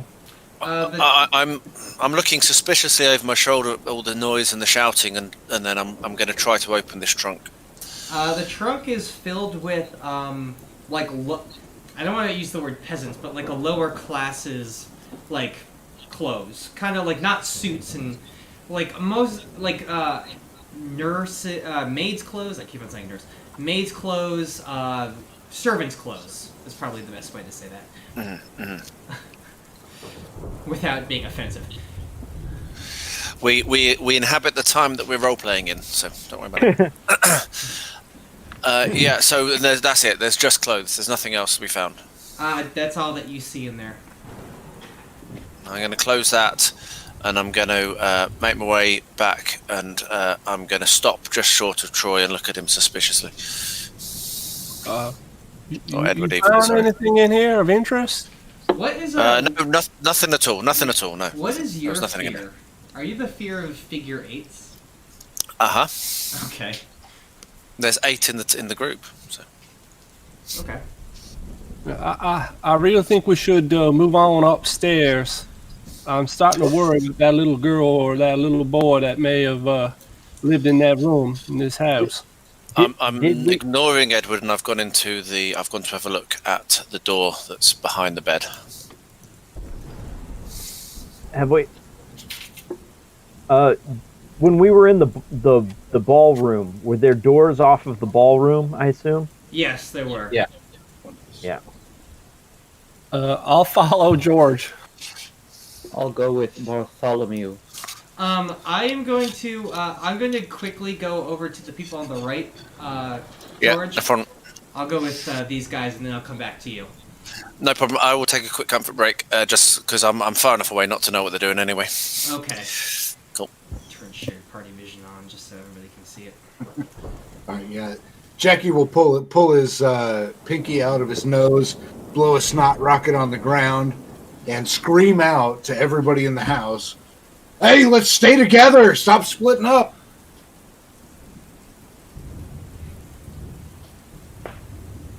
Well, all right then, son. What do you suggest here? Which way do you want to go? Gareth, sanity and hit points are 2 different things that they track. Sorry, I was just answering chat. Oh. I agree with you. We should stick together, but we got more doors than we got people at this point. I'm no leader, but I can only protect so many. I can only protect what I see. I'll tell Jackie, don't you worry about this group. They're under my protection. Who? Who was that? What? That was Artie. All right then.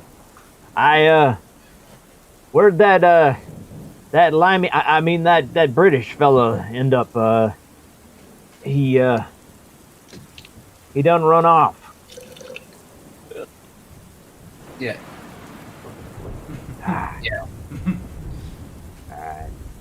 Jackie, go find George. I think he probably needs more protection than this group of Artie, Bart, and I do. What he needs to do is stick with us and use his damn head. I All agree. right, I need one leader. I'll need one leader. I'll do whatever I'm needed to do, but I need one leader.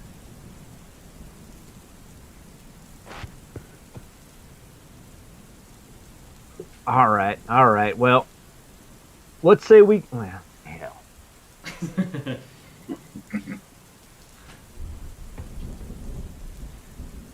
I don't hear anything.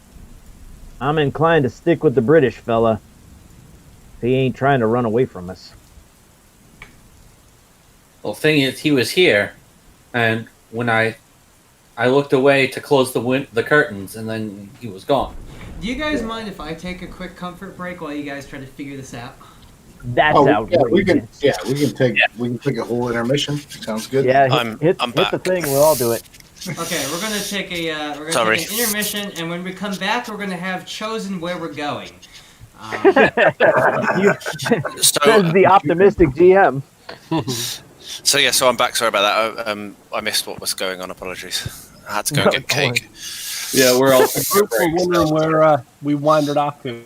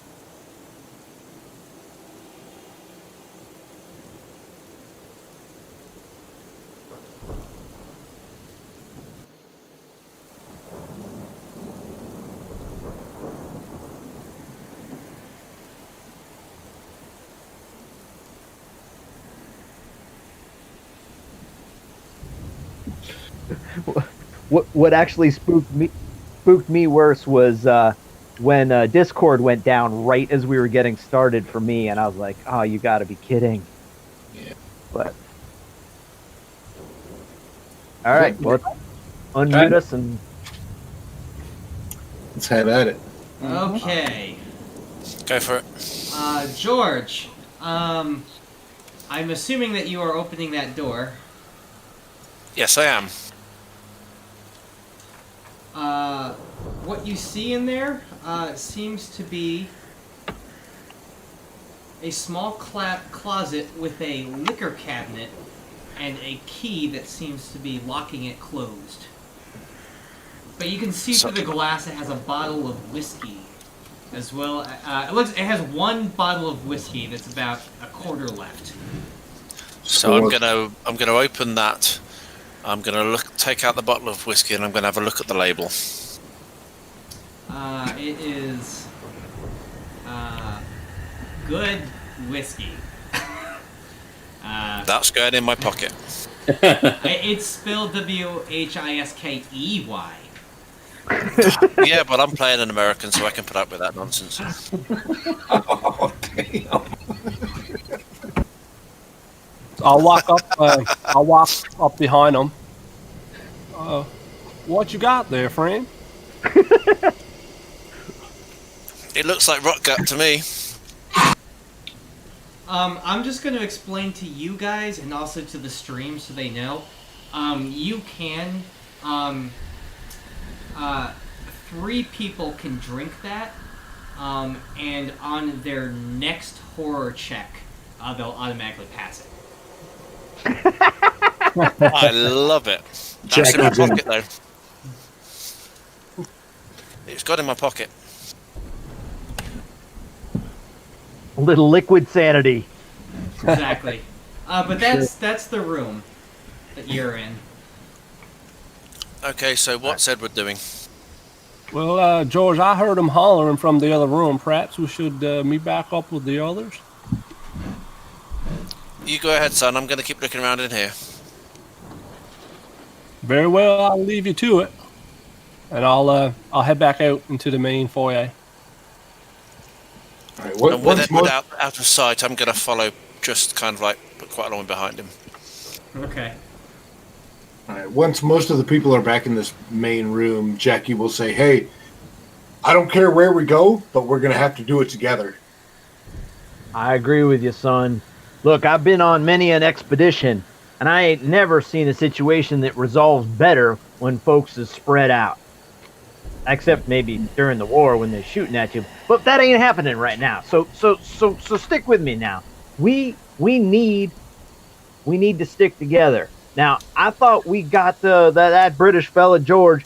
I thought he said he was going to be speaking for us. That sounds a little bit like leadership to me. So now where is he? He's running off. He's just right back there in this other room. He was right behind me a minute ago.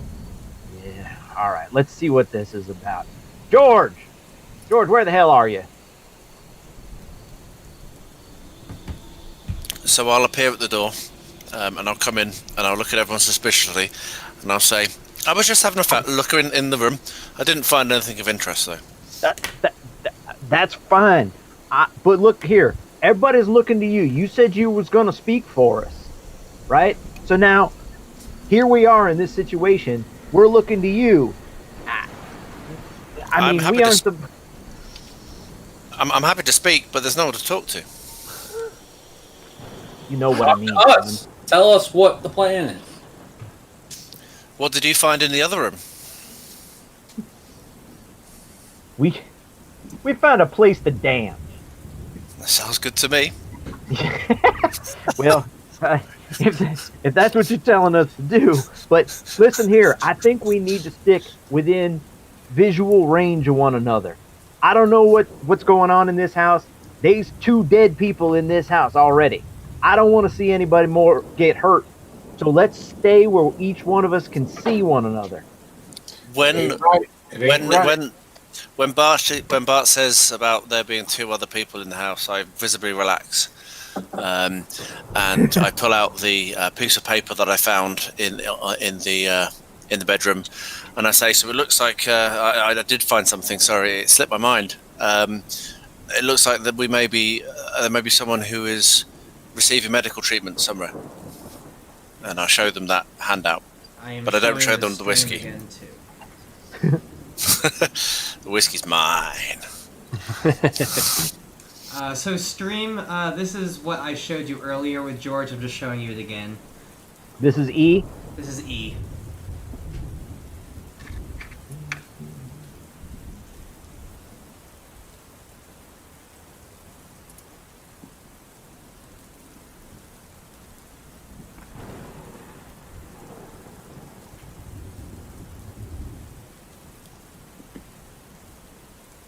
Wait.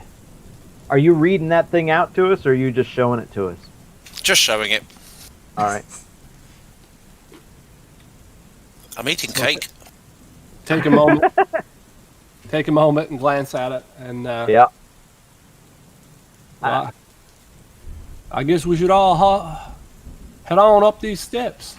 See what's up in the next level. Could we tell how long? I mean, the blood was an hour old or so.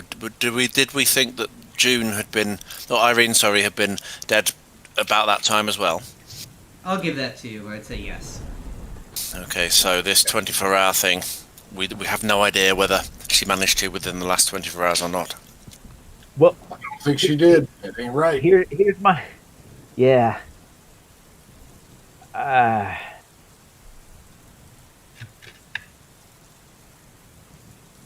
Go Now- on. So where are we headed? This doctor fella has gotten somebody getting her his maid, I guess, a contract and what, but he's having her administer some sort of injection to somebody. Clearly, she's not trained in medicine, but yet he's trusting her to give an injection in the spine. Seems What was it? serious. What was it you were saying, Jackie? This is not right. This is just not right. That's not Don't right. worry, it won't hurt anything.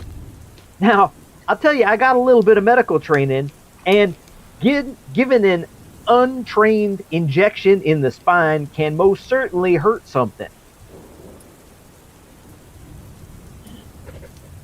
I Sounds don't reasonable. understand. I don't understand. This is highly unusual. Now, son, you said you wanted to go up them stairs. I figure we ain't gonna figure anything out standing around here. Vernon, are you going to stop in this room and keep an eye on that front door? Well, Vernon's like, well, what about the other doors? I thought you were going to clear the first floor. Yeah, that's what I was kind of thinking too. We got a bunch of doors off of this here dance hall area. Yeah, And we've actually got one more down in the bottom left as well. yeah. One more in here, one more in the dance room. All right. What do you say we do this last one here in this room first? It's heading back towards the front porch area, so I reckon it's not going to be too big or too complicated. Sounds good to me. Jackie will pull his thumb out of his nose, flick a bogey on the floor, and kick that door. Son, you got a strange way of relieving tension. So this cold and windy large room with a table set for 8 people, but only 7 chairs. 3 large bay windows look as if they belong in a church rather than a house, as they depict the Passion of the Christ's final hours. Well, that is except for one. A smashed stained glass window about 10 feet across and 10 feet high lets rain and wind rush in, making the unlit chandelier swing on the ceiling. There is another door, the scent of cooking coming from it. Yet the door Carnation, do we have any more of that lumber? Yet the door looks as if somebody or something smashed its way through it, leaving dust and chunks of plaster on the wood and the ground.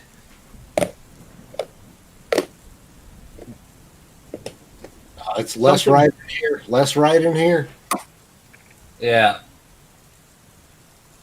So Thomas something It's- busted through from the kitchen area? Did I understand that?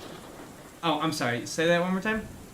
I said something busted through from the kitchen area where the smell of cooking is coming from. That's what Jackie kind of sees. It's slightly misleading on the VTT with the glass shattered, but it looks like there's some glass on the inside, but it looks like it shattered outwards. Okay. I'll just walk up to the window and take a look out to see if I can see anything. Okay.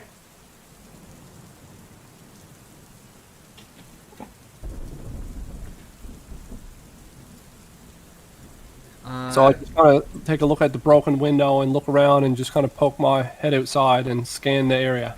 Yeah, you see a very dark, and it's the front of the house. So basically, you see the rain and the thunder, but it's really dark out. So it's hard to see past what you can see. But that's all that you can see for right now. You see the rain and the lightning in the sky. I'm having a look at the place setting that doesn't have the chair to see what's that. I'll take a spot hidden from you for this. Okay, no problem. Spot hidden. Did you say I can double click on the? So I can click the center chat, and then I can roll. Yeah, Oh, it rolls for you. I've done it. Oh, cool. Oh, bloody hell, I passed. You did. Yeah, so what you see is in this one without a chair, you look down and you see what looks like wheelchair ruts in the floor. So the 8th person was in a wheelchair, and I do not look happy about this.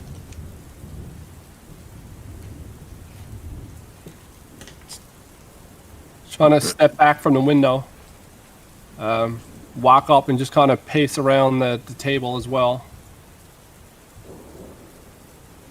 Edward, do you see anything out that broken window? Nothing, my friend. Just How big's that window? How big is that window? Is it big enough for the thing that left them tracks to have gone through, or more importantly, to come back through? Why, yes, I believe so. Some bitch. All right. Artie, what are you doing right now? Kind of leaning up against the wall. Okay, so are you in this room with Arthur and Vernon right now? Yeah, Okay. I just wanted to make sure. keeping my eyes on them. Also keeping my eyes on Thomas. Well, Thomas took one look in the other room, saw giant bay windows, and was like, I'll just watch your 6, guys. And turned away. It's like, yeah, nope. It's raining out there. So, there looks to be a door here in the upper left corner.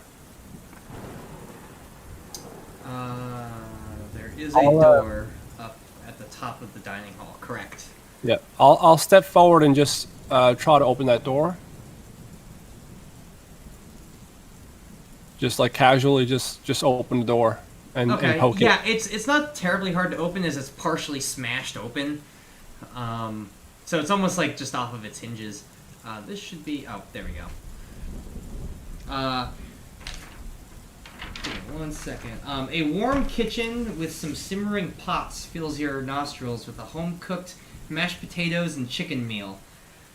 The smell of cooked root vegetables coming from the oven as a golden brown-skinned full chicken sits on a platter on the counter. Knives, pots and pans, and other utensils line the walls and shelves. Yet what catches your eye the most is some metal strewn about the floor, as well as smashed glass and a little bit of green liquid on the ground, along with some bandages and part of a blue nightgown. The sound of roaring outside shakes you to the very core of your being. I kind of like do a cold shiver. I think there's No something horror in here checks for we that can one. take a look at, y'all. Is that I'll chicken? step in. Does the food look like it's like in the midst of being cooked, or if it's there for a while? They still smell pretty good, but you're thinking that they're pretty overdone. Okay, but they're still in the process of cooking. The pots and pans are still hot and filled with vegetables, but they're kind of mushy right now. Oh, okay. So, whoever was whoever was cooking them got distracted with something else. Yep. All right. I'm gonna come in and have a look at the metal on the floor. Gents, is that door still intact? Get knocked off its hinges? Nah, it looks pretty broken down. Oh, damn. Something definitely pushed this way in or pushed this way out of here. I want to block this damn broken window. I'll give you a hand and see if we can flip this here table. Yeah, you could definitely do that. All right, let's protect ourselves unless something tries to come back through. I'll go over and give him a hand and see if we can shove this table and stack the chairs up against this broken window. Okay. While they're doing that, I'm having a look at the metal on the floor in the kitchen. Okay. Tell me what you think when you're looking at the metal. Like, what are you trying to look for? What's going through George's head looking at this?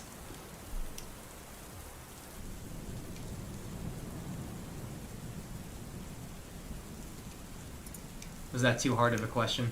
Sorry, I was muted. I was talking away. I just solved it all, but you missed it, so we'll have to go. No, I'm gonna be counting the shards. How many shards are there? Of metal? Yeah. He turned it right around on you. Yeah. We're gonna take about, well, let's say about 8. Oh, I knew you'd pick that number. Come on, George, you got 8 fellows depending on you here. And it's 8 p.m. Oh God. Yeah. So I'm gonna back away. I'm not interested anymore. I don't care what it is. Okay. Yeah. So I visibly jump, look nervous, and I'm now leaving the room. And I'm actually gonna go over to where Thomas is and just kind of like loiter on the edge of the door. Okay. George, why don't you have a seat at one of these 8 place settings and take a load off?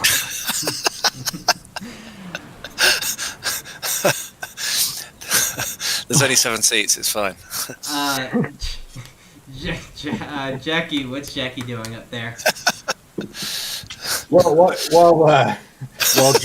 George is getting very disturbed by the garbage on the ground, and the other guys are trying to move the table over to the window, Jackie is he's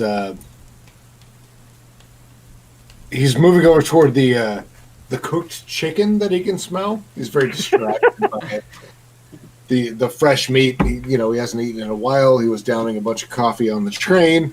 He needs a little something to settle his tummy. So he'll move over there, and if it seems edible, he's gonna chow down. I'm gonna discreetly remove the bottle of whiskey from my pocket and take a long draw on it. Okay, you find your phobia of 8s gone.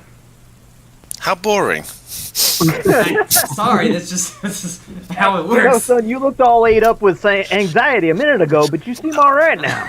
I was really looking forward to climbing those stairs and avoiding the 8th step. And damn it! So I'm going to kind of look around the room a little bit more, looking a little bit calmer, nerves settled. What am I looking at here? Is this the fireplace in the it is middle an of unlit hearth. It is one of the 2 unlit hearths. Is there anything of interest inside the hearth? Anything been burned or anything I could spot? It doesn't look like it. It looks pretty well kept clean, and it has a couple logs. Cool. Okay. I'll just step back in the room with Jackie and take a look at that green puddle that I saw. Just kind of put my finger in it and like put it up to my nose and smell it. Okay. I'll take natural world or survival here.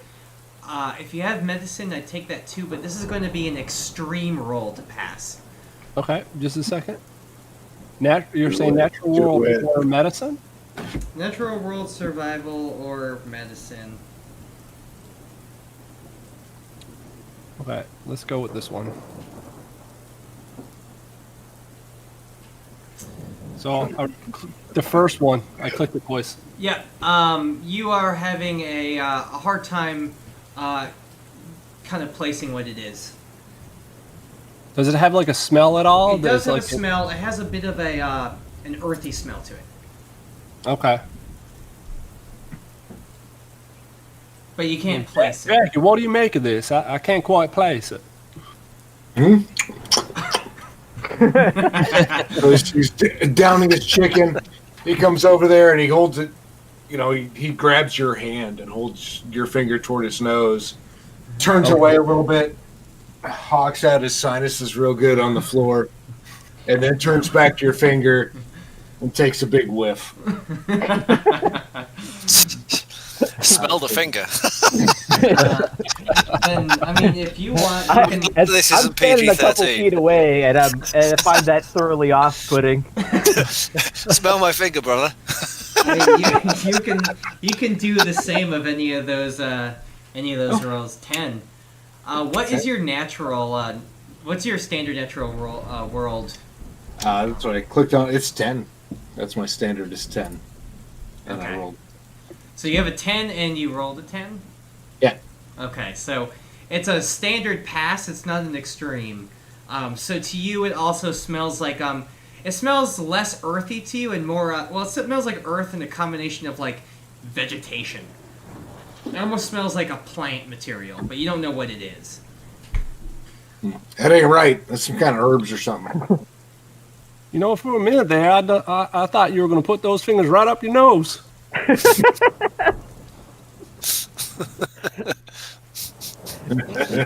Don't tempt me, boy. Well, He just met you. maybe we should go back and meet up with the others. Oh yeah. What'd you find, boys? Well, Jackie had some dinner. There's some good chicken back there. Yeah, it's pretty good. It's good to go. It's a little tough, a little overcooked. Oh, and there's a barrel back there that's leaking some kind of herbal stuff. I think they're trying to make sauerkraut, but they just started.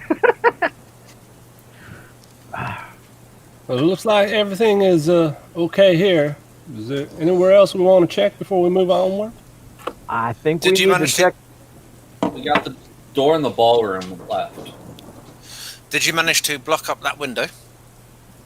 We put the table in front of it. I think it's about as good as we're gonna get, but it should provide some protection. It What? definitely should. Pretty damn heavy. So I'm gonna go and look at Artie and say, "How's it going? Are you all right?" Oh, I'm fine. Small room, too many people in there, you know? Plus, I don't want anything barging through the front door. Good thinking. This way, gentlemen? Where I'm standing, can I see that green stuff that they were talking about? Yeah, you can. All right. I'm gonna take my handkerchief and dab a little bit onto the hanky. Okay. I don't want to get left behind, but I'm curious about that. So I'm gonna try and sop some up off the floor and then hurry after them. Okay. No, that sounds good.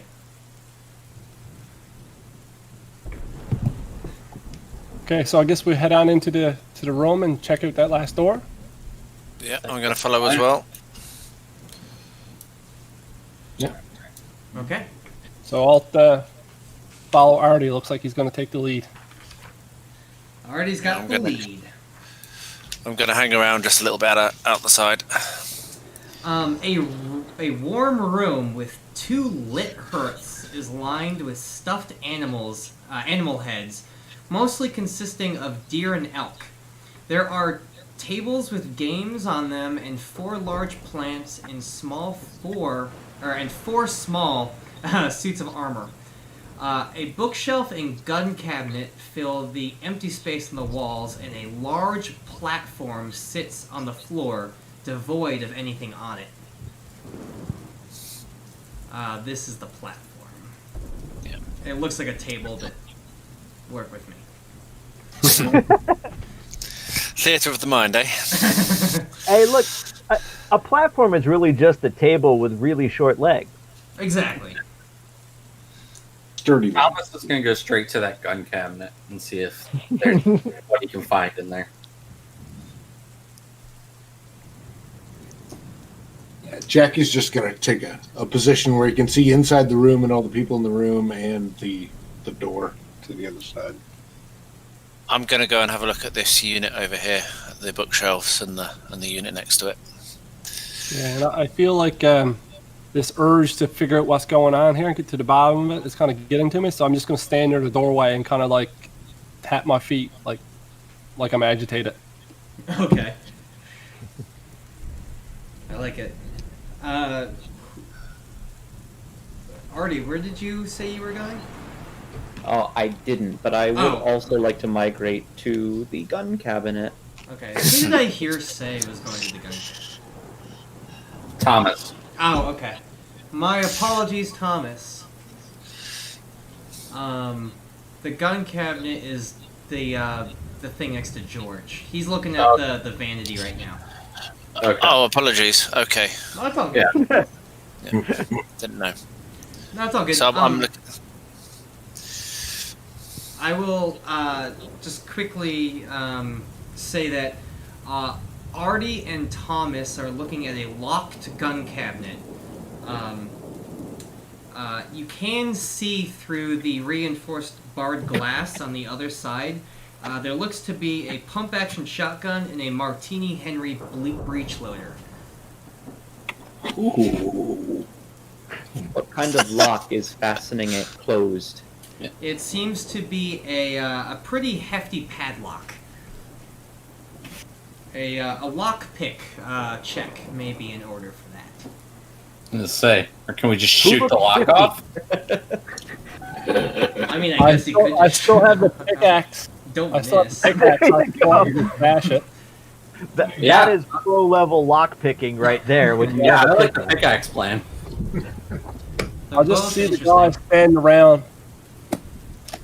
Pardon me, gentlemen. And I'll just swing and just slam into it until I smash it.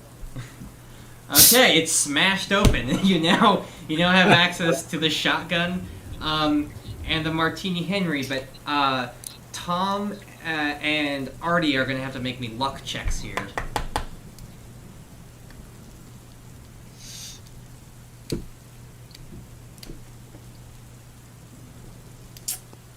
I passed. Tom, you are able to find a Martini Henry breech loader with 10 rounds. You actually found 10 rounds kind of going through there. Rooting through the gun cabinet. Oof. Spencer, you only find 5 rounds for that pump shotgun. Win some, you lose some. That's better than 0.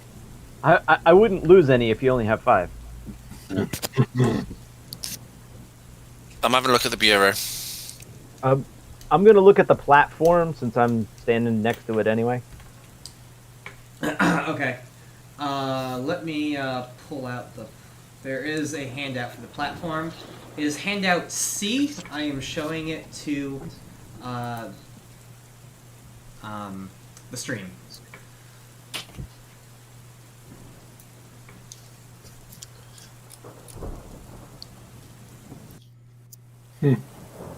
Interesting.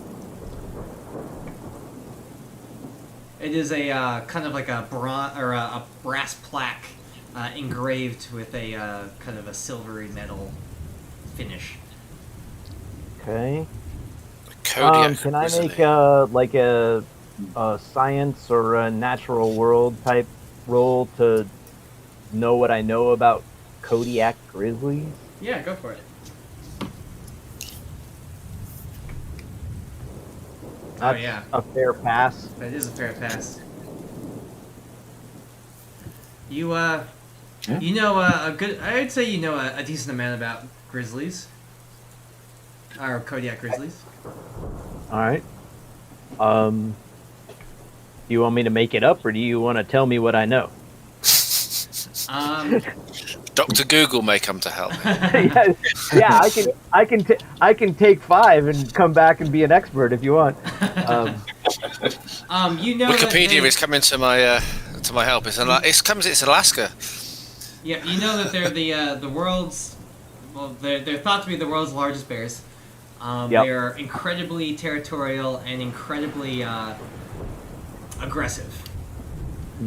And they're also not indigenous to Pennsylvania. They are not. As a matter of fact, I've seen one in person, and let me tell you, they are fucking huge. And you want to wear bells around them, but that's neither here nor there. They are not native to Pennsylvania. Fellas, this seems like maybe the thing that did that young lady in. Got the statue. I'm not saying the same one, but I mean, I don't know. It's empty. But I mean, it's a Kodiak grizzly bear, and she had a pretty fair-sized claw mark in her, and I'm putting 2 ridiculous, unfathomable facts together and coming up with that. Please, someone talk me out of it if I'm losing my mind, but we have one absent Kodiak grizzly bear, and we have one evidence of someone being dispatched by something that looks remarkably the same size as a Kodiak grizzly bear. Well, since there's no Kodiak grizzly bears in this area, you think that might have something to do with the experiments that they were talking about earlier? Oh, that's just unnatural. This whole place ain't right. It just ain't right. What's not right is they don't have something to drink. I'm going to glance over at Bart, and then I'm going to rifle through what's on this to see if there's anything that can help us out about this bear that's missing, or may not even have been a bear, might have been a statue, we don't know. Is there anything left on the platform? Like, is it completely clean, empty, or is there, like, places where something used to be mounted, or they're like... So, yeah, they look like the mounting brackets that you would see on a stuffed... Okay. Taxidermied or stuffed something. Gotcha. Y'all, you might have to pardon me, but I'm not quite following your theory. I don't have a full theory yet. I just have an empty platform, and are there any other like brass plaques like this on the other display animals or anything? Yes.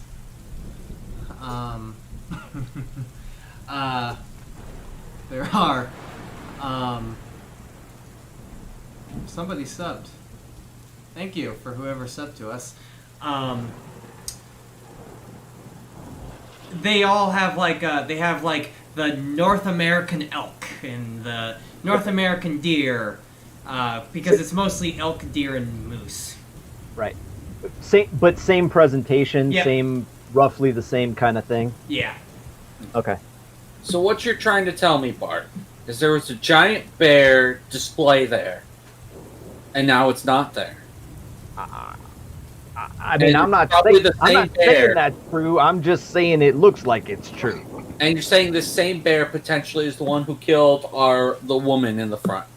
No, I ain't saying that either. I'm just saying that the wound she had looks like the kind of wound that the creature that would have been on this statue might have been. I ain't saying they're connected. I'm saying that's what I see. There's a lot of coincidences. Yeah, it's coincidences and it's ridiculous. And I'm not saying that I'm not putting my name on that idea. I'm just saying. I take a picture of the missing statue.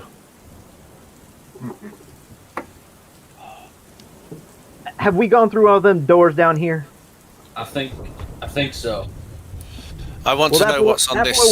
I want to know what's on this unit before I leave the room. I'm starting to. I'm watching you all looking around at this plaque, but there's nothing there, so I've lost my interest in that. It's playing cards, and like game pieces for what seems like it's partially a game room here. Nothing particularly of interest there then. No. So I'm gonna wander over towards Edward, and I'm gonna say, if there was a stuffed animal there that had been shot, what about if its mate came back? And then I'm just gonna walk out the room. And I'll follow behind. Hey, Did that Justin, British before I fella forget, just... Yes. can you put the rifle on my character sheet? Yeah.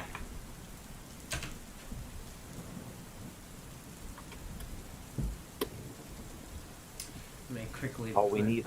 You have the Martini Henry, right? Yep.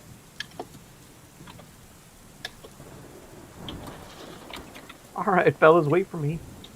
Firearms, rifle, shotgun. Where would that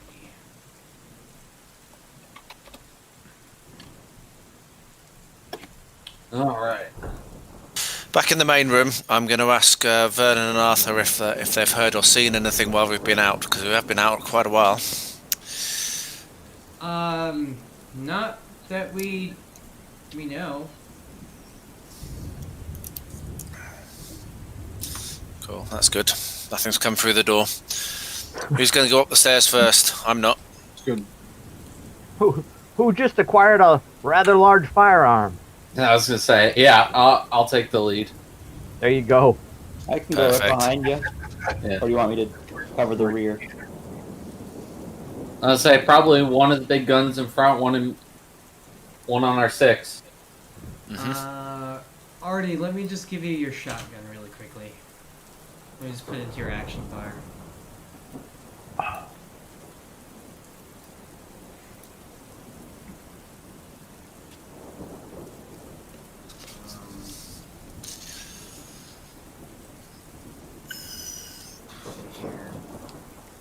This and do this.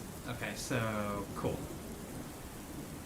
Okay, you now have it in your action bar, Artie. Thank you. Did you put mine in my action bar? I did. Okay. Is it just rifle shotgun? It's rifle, shotgun, and then it should be Martini Henry. Should be the damage. Okay. If I Cool. did that right, I hope so. All right. Well, Yeah, we'll it find just doesn't have the logo for it. Cool. It's shift Whatever. for you. Okay, you guys are going upstairs. Apparently. Okay. Yep. We haven't found enough trouble down here. We're going looking for more. I am going to.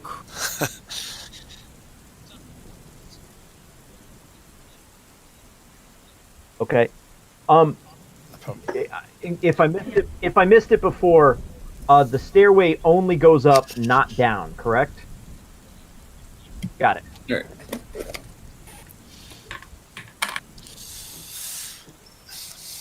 Real life is a mirroring game. I'm enjoying my whiskey. Me as well. Me as well. Good one, Troy. And I'm slightly resentful that you're holding out on me. I know. I was like, wow, I want some too. Damn it, he hid it away. But there were 8 of you. I couldn't trust you, but now I'm wondering whether I should share it. We all passed 1/8 of a sanity check. I'm gutted I lost my 8. I was going to enjoy playing that. Okay, I am now live again, so people can see me or hear me. All right. It is fairly dark up here, so your flashlights might come in handy. Your lanterns.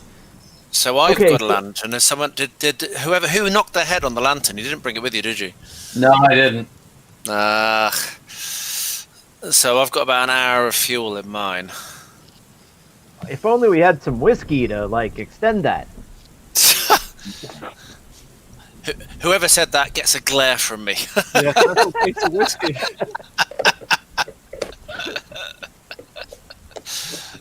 All right, so one of you big guns is in front, and the other one is at the back.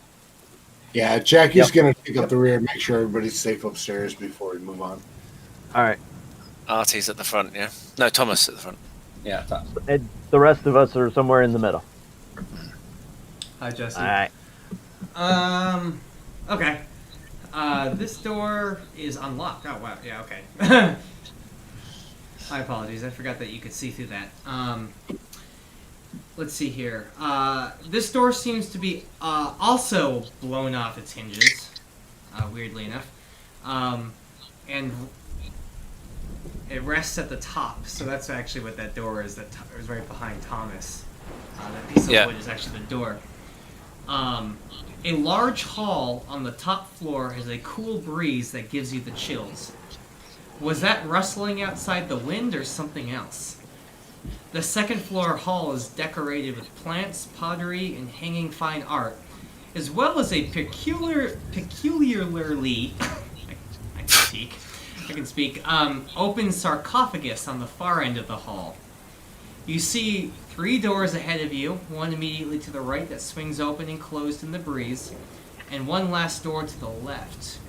The paintings are all classics, but probably reprints, all framed beautifully. yeah. Well, first thing Thomas would do when he gets to the door is like stick the muzzle of the gun through and kind of clear the room, make sure there's nothing violent up there that's going to attack him before he steps all the way in. Okay. And once he's cleared the room, he'll tell everyone else it looks safe. And I'm going to mutter, yeah, safe. Yeah. And then step in. I imagine that foyer looked pretty safe until it wasn't. Arthur did come up with you guys. So, I don't know why that is doing that, but whatever. There he is. No, he's here. I'm having some issues on my end. But yeah. He's like, well, let's try to figure out how to get out of here, I guess. Is that another door next to the one that we came in? Yes. So I walk into the room and I see this sarcophagus. Yeah. I walk up to it and I'm like, this seems awful strange to just be sitting here. Yeah, I was gonna say the same thing. That seems like the elephant in the middle of the room. And It ain't right. It ain't right. I take a picture of it. Okay. Something weird's going on with my dynamic lighting here, but that's okay, whatever. Some of you can see through walls, apparently. I don't know what's going on here. Yeah, mine went a bit weird and then it stopped. I ain't necessarily a nervous individual, but I don't feel too confident just shoving the lid off of this thing. I'm going to have a quick look inside the sarcophagus. You don't see anything. The lid is ajar already? Like Yeah. it's pictured? Yes. Yeah. Okay. so you have a missing bear and a missing mummy. Yeah, I'm going to have a quick look inside. Not move the top, but just try to see in through the crack. Yeah, it's kind of dark, but if you shine the lantern in, you see that there's nothing in there. Yeah, I'll shine the lantern in. No, it's empty, guys. There's nothing in here at all. Edward, where you are, you see... oops. Well, I'm showing it to the stream right now, but I also meant to show it to you. You see a handout F. And F. Should be F. Yeah. Yep. Just pulling it up.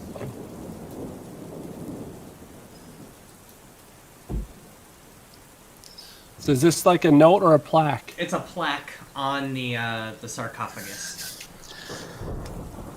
So I'll So we got mummified animals, and upstairs we got mummified people.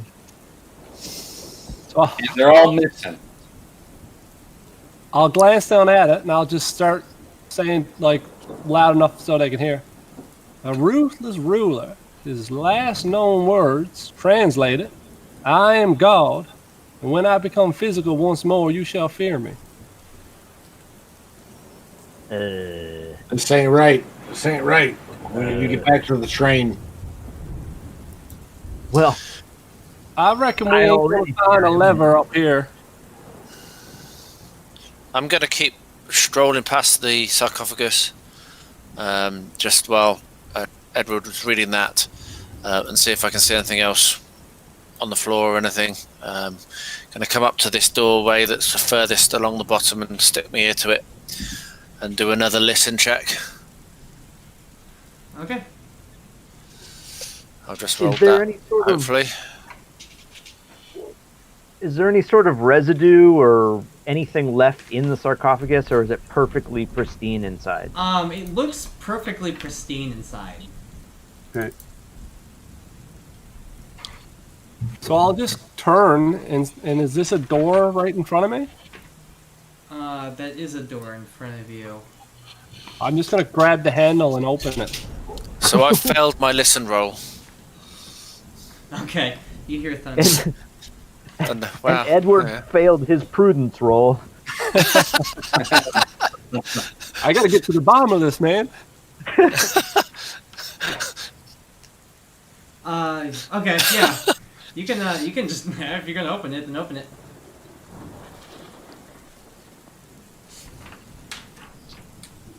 Yep, I open it and stick my head in the doorway.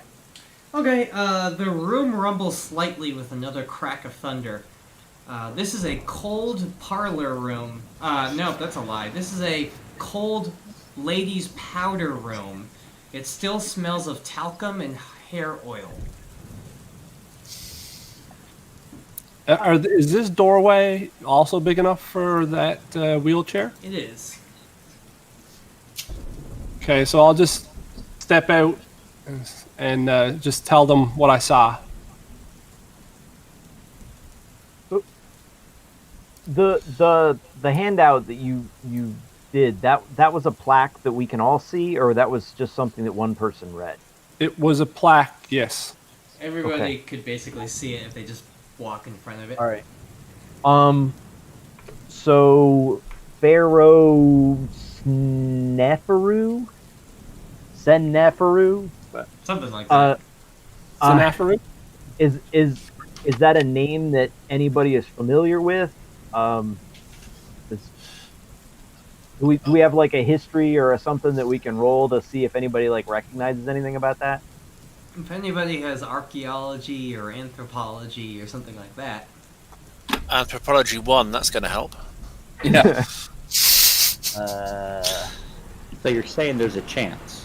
There is a chance. What I heard. That's what I heard. Shall I do it? Why not? I mean, I have a fair amount, but go for it. It would be awesome if you made the roll. I'm going to do it. I'm just going to do it. I'm going to do it. I don't know why, but I am. Come on, here it comes. Swing for the fences. No. He was I a have Greek either- guy, wasn't he? I have either anthropology or archaeology. What do I have? I have archaeology. So I'll give it a shot. Oh, Feed me. Oh, I missed it. Son of a. Oh well. That's bad. When you have that much skill and you still blow it, that hurts. It ain't right. Must have been some sort of pharaoh. That's what you come to the conclusion of. Guys, I'm pretty sure this guy was Egyptian. I'm saying what? Not Greek? He traveled. All right. So enough So of that. onwards. Yeah, So, I mean, so go ahead. I was going to say I'm going to open the door that I put my ear to and have Okay. a look through it. See what happens. Okay, so I'm just gonna poke my head in and have a look in. This Soon. is a parlor room. 2 bookcases, a piano, a smoking chair, and a telescope for looking at the night sky. There's an open book with a torn page on the table along with a desk-sized humidor. The room smells of leather and cigar. One of the most pleasant things you may have experienced this evening. Yeah, I'm liking it. So I'm going to go over to the bookcase. Which one is it? The one near where I am now? Yeah, there's 2 bookcases in here. Okay, so I'm going to go over to the bookcase that has the open book and have a look at the open book. The open book is on the table over here. I got it. Yeah. Okay, so I'm going to make my way over there. Okay. So there's actually it's a book with a torn out piece of paper, but also next to the book is a very long metal key. Okay. Being, the cautious type, I'm going to pick the key up. Have a look at it. Don't clink it against that bottle. Okay, you have handout N now.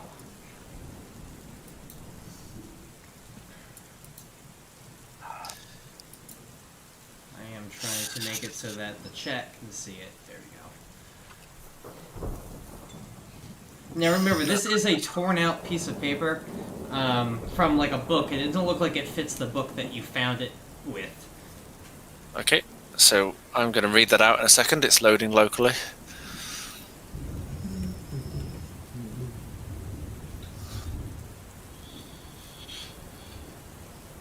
I'm going to say that I can. Well, if you can read it, that's fine. Sibot is not used for many things internally. What is everybody else doing while he is kind of in that room? Let's say, I'd go check this room that I'm nearby. The room that you are nearby. Let me find you really quickly. I'll as he's doing that too, I'll step up to Jackie and say, I wouldn't mind having another swig. Thomas, you can open that door if you'd like. Yeah, Jackie will pull his little flask out of his boot. He'll take a swig first and hand it over. I hope that was enough time for the chat to read this whole thing. I'm going to... well, actually, I'll leave it up just a little bit, and I'll explain what Thomas sees in there. It's cool in here. Smells of dust, and doesn't seem to be used much. Some trunks and barrels, along with an empty table, fill this room. The window looks to be barred and fogged, and a large spool of wire sits against the far wall. Well, first thing I'll do when I enter the room is close the curtains on the window. Okay. Just, don't want to see any lightning still. And I'll start checking. I'll check this first trunk. Arthur kind of follows you in, and he immediately runs over to the spool of wire. And he goes, What do you got there, Arthur? I think I got something that we can use to repair that telegraph wire. That's good if we make it out of here alive. And he kind of shouts down to the bottom of the stairs, and he drops it, and he yells, "Vernon, go fix that! Go fix that wire, boy." Okay. I don't think it's safe to be sending him out right now. You're sending that guy. How's he going to get out? We nailed the door shut. Don't go! And I'm going to run after and shout down, No, you wait, we'll go back together. Listen. As he smashes another plate glass window. Listen. It's our job as the PARR employees to make sure that you stay safe. If that means that he has to go out... It's a bit late for that! That means he has to go out and repair the wire. He's a good boy. He knows what he's doing. Don't worry. So I'm going to roll fast talk to persuade him not to go. And not to break down the barricade that we've made to keep ourselves. from being You can attacked. hear Vernon go, I'm not breaking down any barricades. I got small body. I can just open a window and close it. Just squeak through. So, I'm so we were pretty secure if there's a little scrawny guy who can just open a window and leave. I guess Yeah. not. Somebody really likes to draw for me. That's me. I'm trying to pan the screen. I pushed the wrong button. Click the brush again so you're not on it anymore. All right, Justin. Well, I want to open this trunk I'm in front of. Okay. Go for it. Ah, I accidentally moved you. Yeah. It's an out-of-body experience. So you open this trunk, and it's filled with war memorabilia. You find a PO8 in there, with 30 rounds. Kind of rifling through. It looks like No pun a intended. military uniform, almost. It doesn't look quite right to be a military uniform. Was Thomas in the military? Yes, he was. Okay. It looks like a civilian auxiliary military uniform. Okay. Can you make me a luck check? I guess. It's probably going to be bad. Possibly. Can you make him make it? Come on. There we go. Nope. Okay.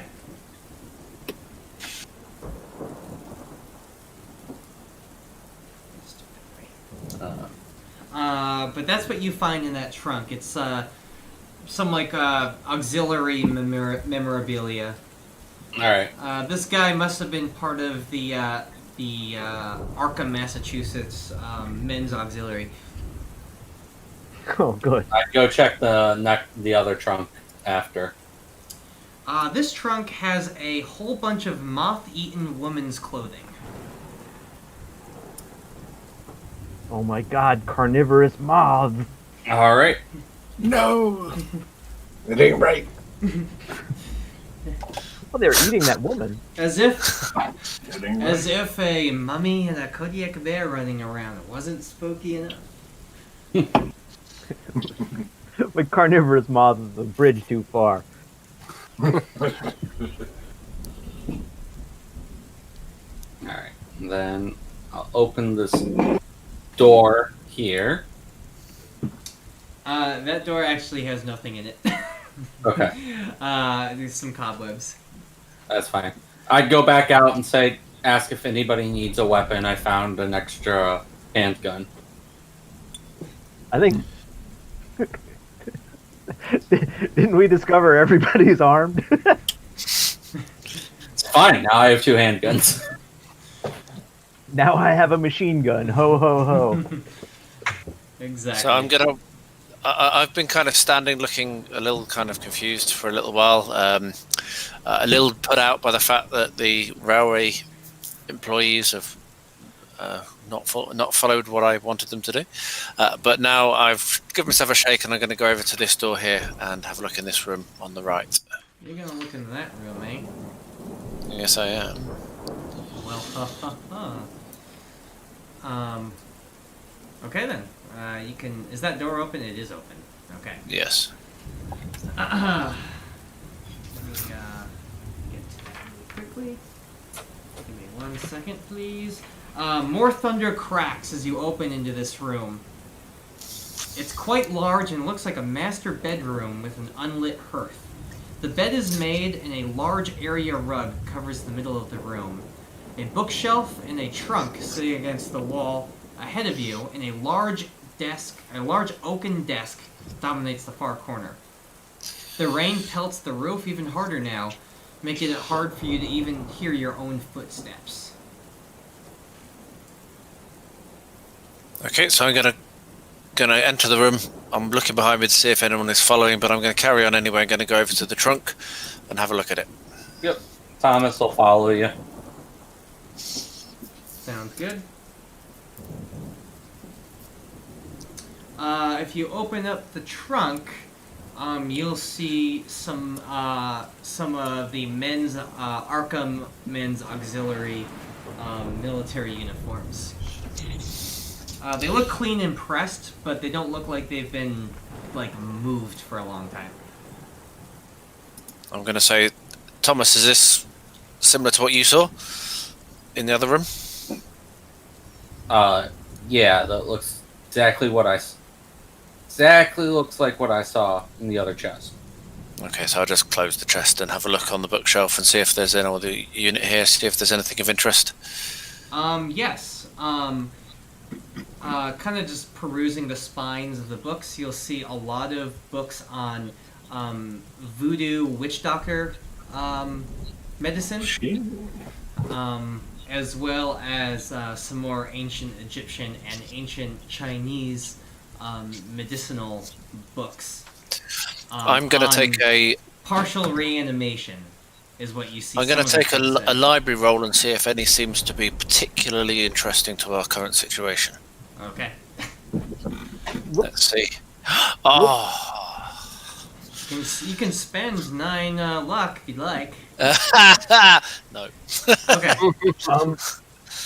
Have a look there and see if one of them Egyptian books has something on this feller that was in this here sarcophagus, Mr. Seneferu. Okay. Is anybody else going into that room? I was kind of hanging back. Okay. Yeah, I think it's just George and I out here. Yeah, Has anyone else Jackie. got a library skill or something like that, research skill that can have a look at these books? Because I'm currently struggling with my A to Z. I've got a middling library skill. It's not one of my best, but I have a little bit. Let me see. While you do that, Thomas, where are you going, and Artie, where are you going? I'm gonna check these nightstands. Yeah, I blew my library too. Okay. Okay. Thomas, you will find. I'm going to show it to the stream as well. You will find handout H. There is a piece of paper. It looks like the beginnings of a journal. So it's actually in a small book, but it only looks like the first page of it. So I'm going to make that visible to all of you, and I'm also going to show the stream.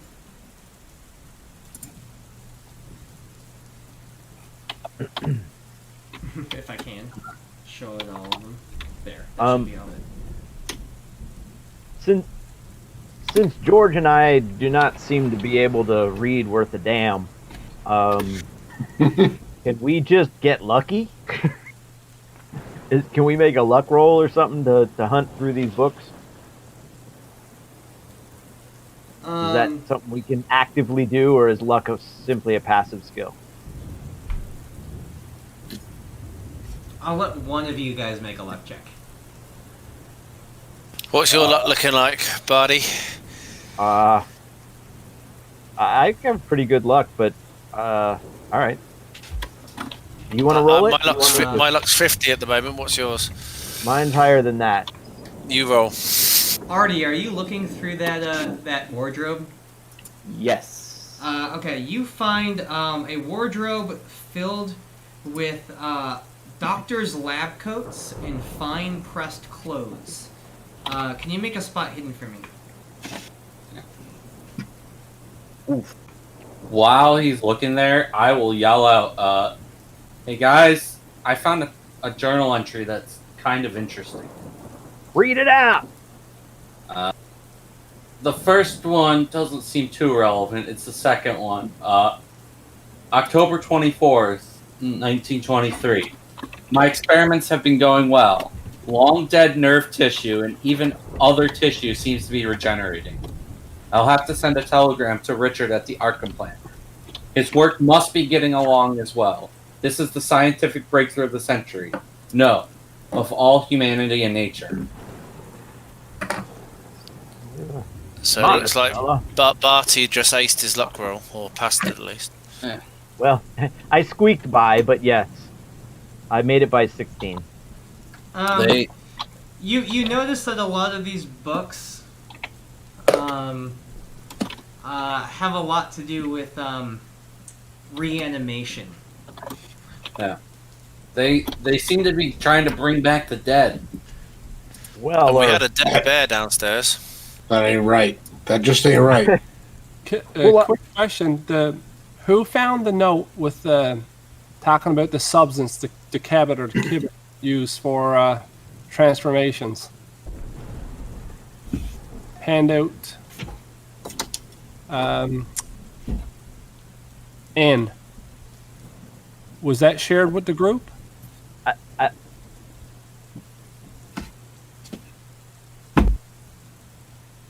Yeah, I picked that up, and I think I read well, that out. yeah, didn't you I? found it in the piano room, didn't you? Yeah, I picked it up. I don't think I shared it with the group, so I think I forgot. I read it to myself quietly. So I'm going to now pipe up and go, oh, hang on a minute, this could be of interest. And then we'll read that. Well remembered, Edward. And then I'll pass this sheet around for people to read. Something about Sibots and loud noises like thunderstorms triggering a transformation. Can we look on the reanimation bookshelf and see if there's like an herbalism dictionary or substances or something where we can read about that stuff? There doesn't seem to be any here. Crap. All right. I look to Jackie and I say, "You reckon that could have been what was downstairs in that kitchen cellar?" Artie, I moved you because you saw something. Maybe.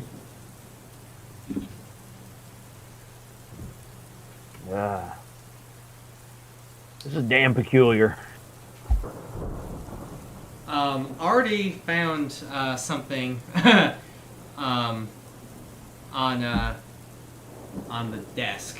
I need to just make it so that everybody can see it. Give me 1 second.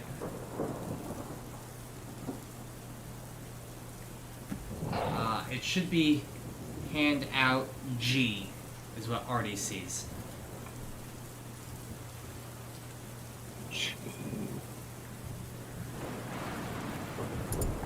I'm showing it to the stream.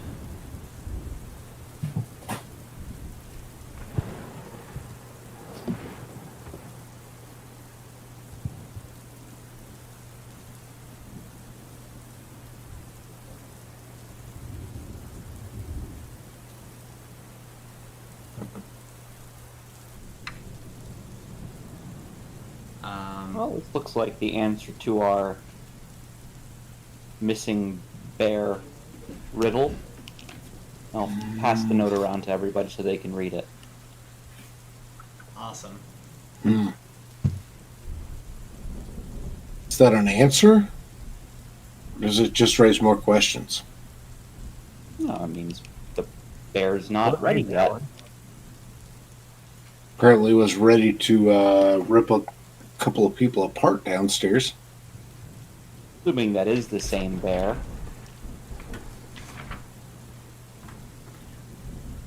Fair enough. I'm beginning to formulate a bit of a theory, but it's quite preposterous.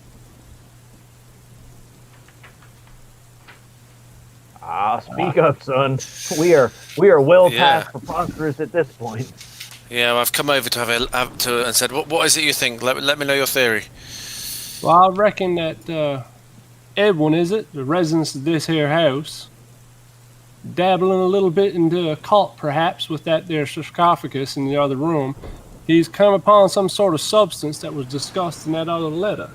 Being into taxidermy, that other substance talks about transformation and bringing dead tissue back to life. What if he done filled this Kodiak full of this substance and somehow came to life and ramshacked his here home? I know it's quite crazy, but these are strange times. I'm most concerned about what was in the sarcophagus. Where's that? Well, damn. Yeah. And well, okay, so we got a bear. We got evidence of a taxidermied Kodiak bear in the downstairs. We got evidence of a sarcophagus which may or may not have had something in it. We got a maid in the foyer missing vital parts of her anatomy. And we got a letter that says someone named June should be somewhere around here that that the maid was taken care of. Right? We know for sure that those things are in this house, or should be in this house. We know the doctor from, like, we got a telegram saying the doctor left. He went someplace, right? Somebody get that? I don't remember. Who got that one? Yeah, I remember. I'm not sure, but I remember it was said out loud. Yeah, there was a telegram, and then a note left saying that the doctor has had to go to the Arkham lab. Right, and he was telling the maid to take care of June. I believe so. Right. And perhaps so who's June and where's June? Are there any doors that we've not tried yet up here? There are The two. one next to the stairwell. There's a couple in the hallway leading to the room with the two lockers. Damn it. Just one to the north here. Spencer, sorry, Spencer. Well, I called you Spencer, bro. Artie. My apologies. You found a I forgot to tell you, when you found that handout, you found a very large, long metal key. Okay. Oh. Like, is it comically large? It is definitely, it's longer than it is large. It's long and thin. It's comically long? Yes, you could say that it was comically long. Is it like key to the city large, or just big door large? Big door large, definitely not big enough to use as a lever, though. Right there. Bring it back home. With it, Well, that's too bad. That's what we're doing here. That'd be one hell of a key. I'm gonna strut around with it over my head, holding it triumphantly. Jackie, you notice where you are. Yeah. You and Edward kind of look at this little table in front of the grand master bedroom, and you see that there's a lot of very well-worn books there. They seem to have been used a lot. Okay. I'll rifle through them just to see if anything jumps out. Yeah, let's investigate them together. Okay. Yep. Would you say that your characters are good at reading? Most definitely. Okay. Oh yeah. It's okay. Edward is able to quickly put two and two together. All these books are how to treat polio. Holy. Okay. And they seem to be very well worn. There's lots of notes in them, lots of circles and underlines. So I will Okay. announce that. Yeah, they were definitely somebody was researching polio and trying to cure it, looks like. So, and we got wide doors downstairs and advertisements for wheelchair-like accessories. We got somebody who's being cared for by a maid or a domestic of some sort. So, An invalid. A victim of polio. Sounds good. Reasonable to me. so the cure for polio is being turned into a bear? No, I reckon he's trying to use that there something right. to reanimate the dead cells in her body or the malfunctioning ones. So That does make more sense. while they're really looking at that, I'm testing around wandering the down bed. this corridor, and I want to look in this room because I'm starting to get a little bit twitchy at all the rumbling, and I want to find this June because so I'm going to look in this room. Where the heck are you? Bottom corridor. Oh, you're there. Okay, hold on 1 second. The heavy rain nearly drowns out the latest clap of thunder, but you again hear a roar. Through the heavy downpour, you hear the screams of Vernon begging for help, followed by another scream and a wet crunch that can be heard over everything. I need you all to make horror checks. What direction is that shit coming from? It seems to be coming from the front of the house. So that welcoming porch that we encountered. Yeah, so it's downstairs and not the same level we're at? No, it feels like it's coming from, like, out towards where Walter died. Oof. So I passed. Way. Me too. Awesome. If you pass... I squeaked by the skin of my teeth. Oh my god! I rolled a 1. You rolled a 1.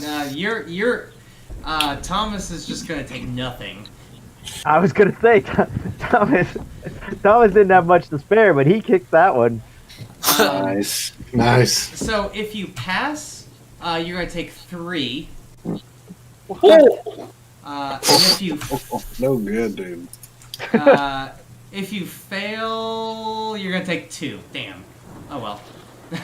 Wait, what? Wait a minute. What? That Wait a can't be minute. right. No, that's how it works. If you pass, you take 3. If you fail, you take 2. So to pass, you have to be over or under your number. Under, Yes. Well, Yeah. can I use luck to make mine over then? You cannot. I think he should get luck points back to fail a roll that he actually succeeded at, and then lose less sanity for it. That's the first sanity I've passed, and I got worse. But I really better I failed. I feel put upon. Welcome to Dice Alright. Rolls. Right, so I'm going to open this door now. That door Kick it has open. two. It's a metal banded door.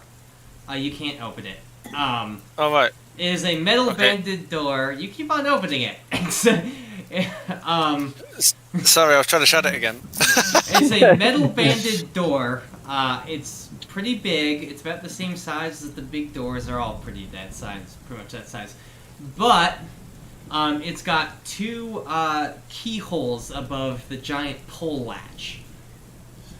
Okay, so I'm going to shout, who got the other key? I've got one. We need a second key over here. Oh, I've got a key. Right, come on, let's get this door open. Let's get to the bottom of this. So we've both got our keys. Okay. And you're gonna, I guess, open it. Hey, we can open it. Way. Jeez. Troy's already in there. Oh my god. What happened? I accidentally got stuck in there. So he teleported inside and locked the door behind us. Troy, what are you doing in there? It was Troy all along. It was Edward's the monster.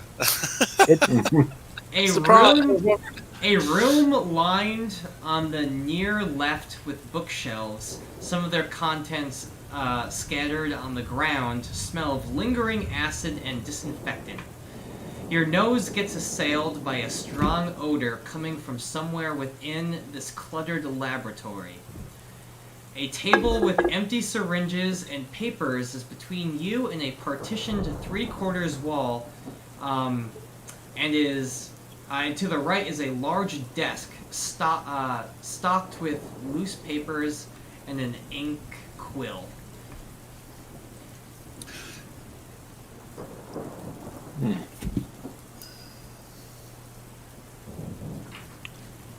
Just rifle through the writing materials and see if anything interesting stands out.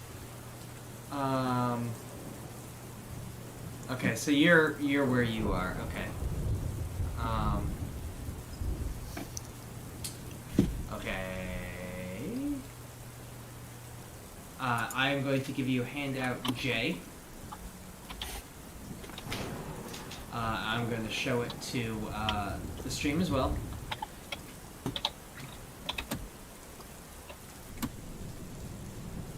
So that is what you are finding. It looks like Edward is making his moves down towards the desk down here.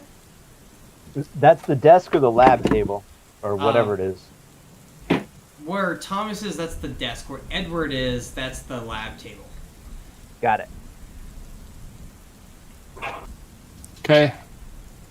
So I'll pick it up and start trying to stumble through the first few sentences that I see crossed off until I get to the last one, and then I'll say it out in full. But I'm going to butcher this because I don't know what it says. I stop General Cabot. And I'll show the guys. Okay. Thomas, on one side of the table, you are going to find this. You are going to find. Give me 1 second. You are going to see handout K, which I am going to show to the stream.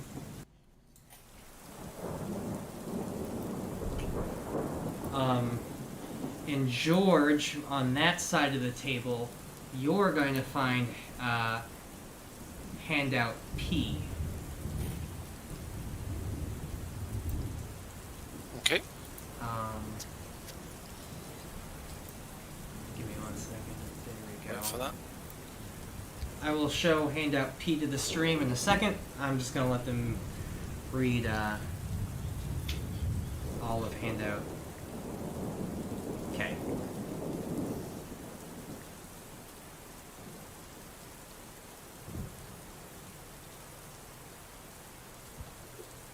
Okay, so that should be handout K, and let's do handout P for the stream so that they can see it as well.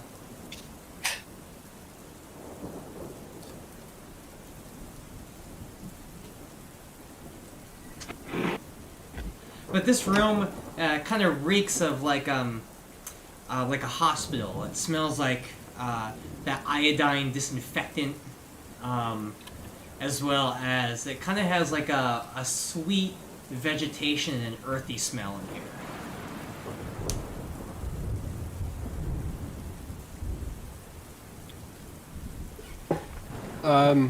I'll walk up to. Is this a door that we can see here on the right hand side?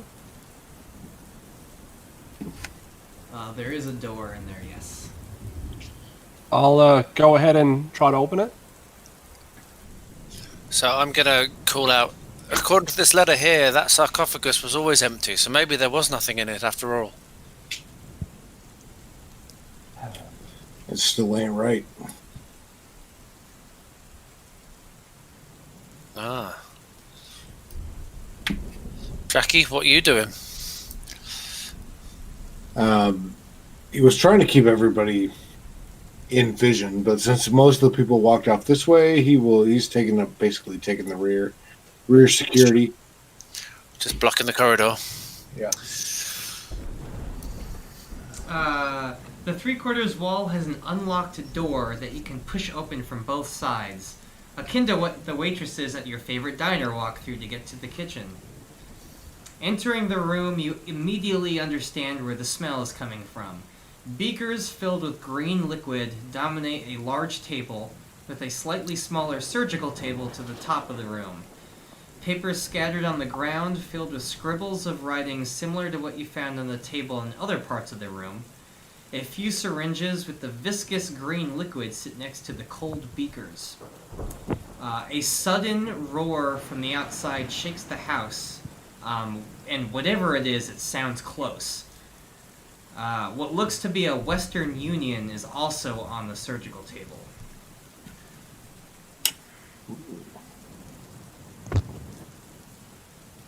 Okay. Money. So I'll just search around and maybe pick up some of the green liquid if it's in a syringe or a container. Yep, you definitely can. And I'll bring it out to the other room and show the guys. Who's going to pick up the Western Union? I'll come in and have a look at that Western Union. Okay.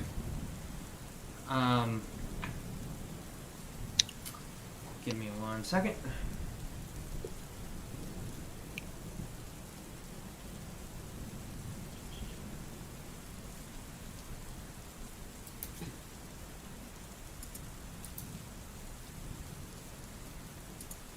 Okay, it will be handout L. That's what you find. Top.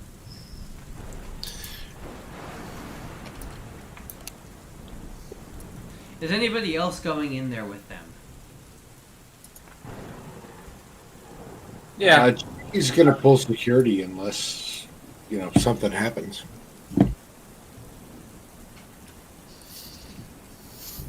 I'm going to read this out. Montgomery Pharmaceuticals, humanity's chance to cheat death.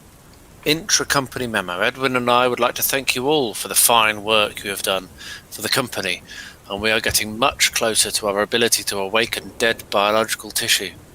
It is with great honour and joy to announce to you all that Edwin has given you all a yearly bonus of 15% that will be paid in full next week. We thank you all for your hard work. Polio complications will only be seen in history books. Richard Hawkins, MD, PhD. What? Dead biological tissue, that sounds like a very, very clever idea. I reckon my theory has become a little more plausible. More and more we find. I'm agreeing with you. I feel I need to get to the bottom of this. Where you are, Artie, kind of on that little shelf, it's pretty much an empty shelf, except for a piece of paper that you find. I know that you probably weren't necessarily looking for it, but kind of just it caught your eye. And you are going to get handout, this will be handout M that you see. I'm going to show it to the stream.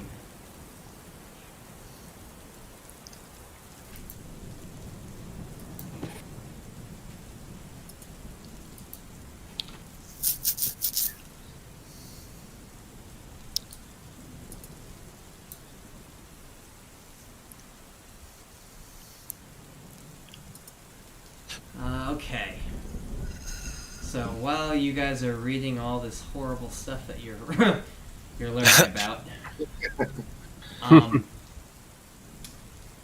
you happen to hear what sounds like an engine running, like a car. But you then hear a crack of thunder, which almost deafens you. This one's loud. It's as if it cracks really close. But that's not what terrifies you most. It's the blood-curdling scream of a man and the sound of metal ripping apart and being thrown. Can we tell where that's coming from? Sounds like it's coming from behind the house. This will also require horror checks. It ain't right. Bloody Nora passed another one. That's not good, apparently. No, it's all gonna go wrong again. No, if you pass, you're only going to take one. And for those of us who failed, But if you fail, you take two. just two. Yeah. I haven't passed one yet. When I did pass one, it was worse. Yeah.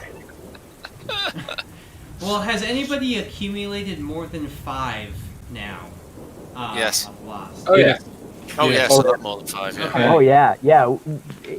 Nobody could have gotten less than 5 at this point because you've had us make 5 checks. Since the last time that we had the phobias and stuff. Yes, definitely. Yeah. No. Okay. Yeah, I'm Yeah. due for a phobia now. Over 10. So basically, if you lost 5 before and you had a phobia, now you had to be at 10 to get another one. So who's there? George. Jackie is, definitely. Jackie? Yeah. Okay, we'll start with you. Jackie, on top of what you already have to deal with, you have notomania. That is the compulsion to record everything with a photograph. Which is weird. Who's next? George, definitely. I've got more than. George. You have acromania. You have a compulsion to be in the highest place that you can be. I'm going to stand on the table. What could go wrong? I think I've gotten exactly 5, Okay. so it's probably roll for me. Let's see here. There we are. I'm standing on the table.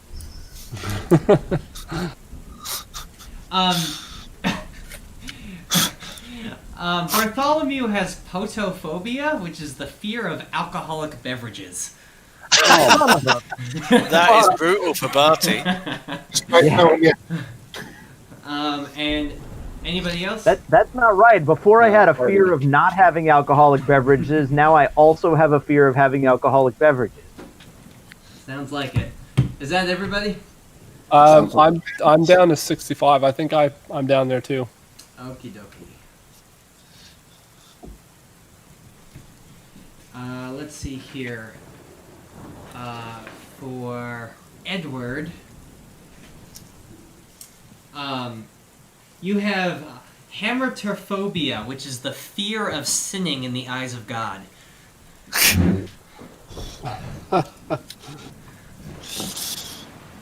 I've lost more than 5. Oh, you've lost more than 5 too. Okay, Artie, then you get one as well.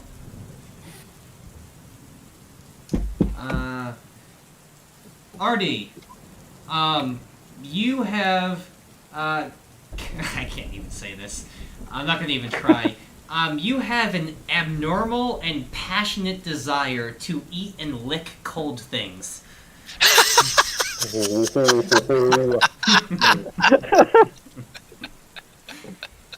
Listen, these are what's in the book, man.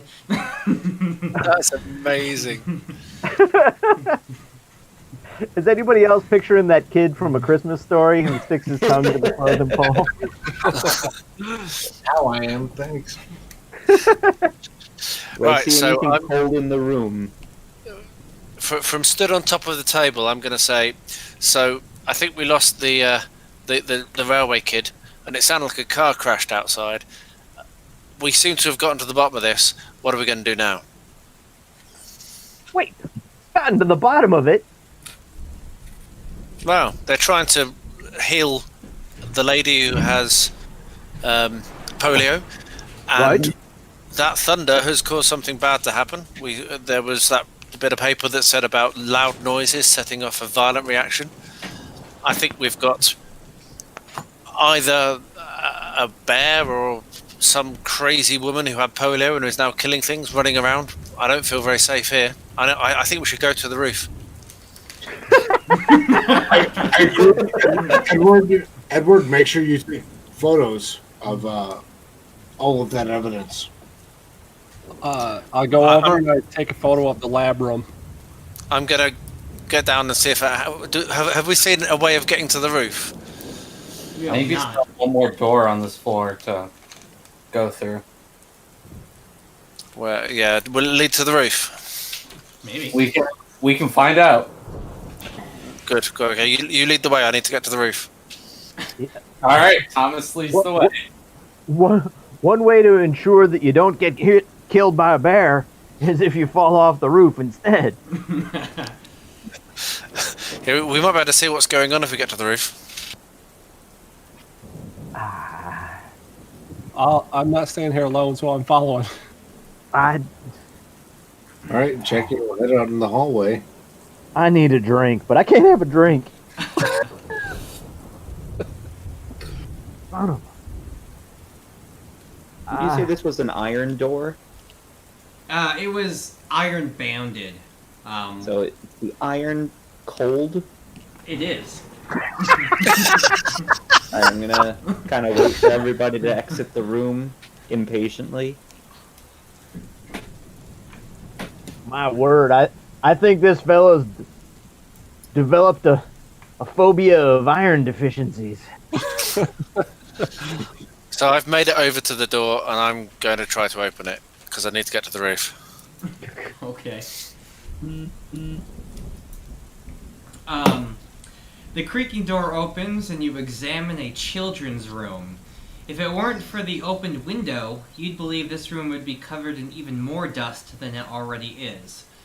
Painted a baby blue, this room has a crib and a mobile, as well as a wardrobe, which doors are open and swinging in the breeze. The hearth in here is not lit, and some babies' clothes are neatly pressed in the crib. Lightning flashes, causing jagged shadows to dance across the room. All right. Jackie will say, wait, don't touch anything. And he'll blow another snot rocket out. Rub his nose real good, and he'll say, Edward, make sure you take a picture of this room before anybody touches anything. I'm going to look around and say, I don't see any stairs. I'll start taking We're a all photo. staring at you, son. I'm running out of film there, Jackie. Well, we need to photograph everything. That way they can't get to us. So I will take a picture of this room. Okay. So, is there any sign of a way to the roof? Doesn't seem like it. I'm going to go back out the room. I'm not happy about being in that room. I don't like it. And there's no way to the roof anyway. So, out in the stairway, did the stairs continue up? They did not. I'm now walking around looking very distracted and very distressed. I'll take a listen check from all of you guys.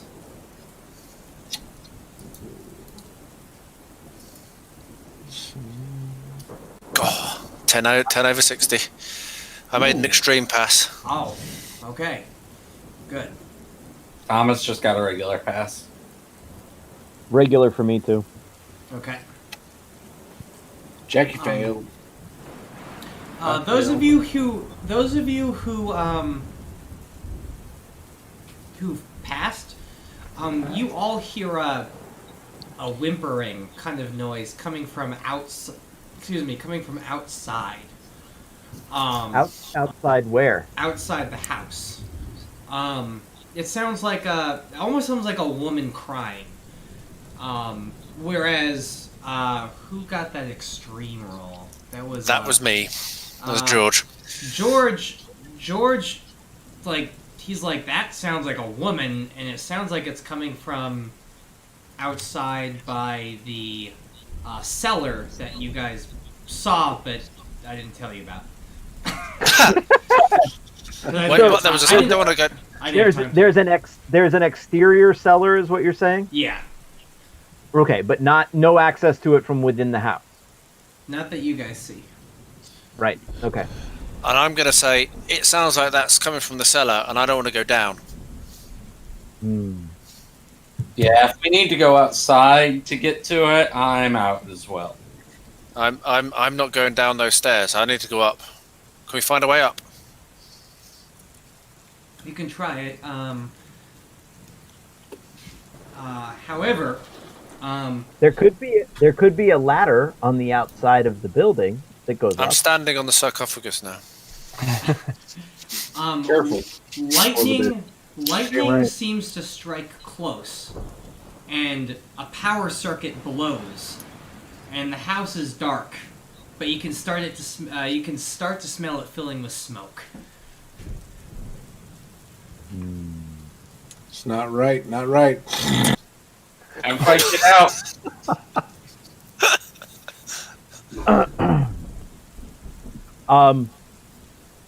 Yeah. Gentlemen, I strongly believe that we should stay together. But I feel more strongly that I should leave this house.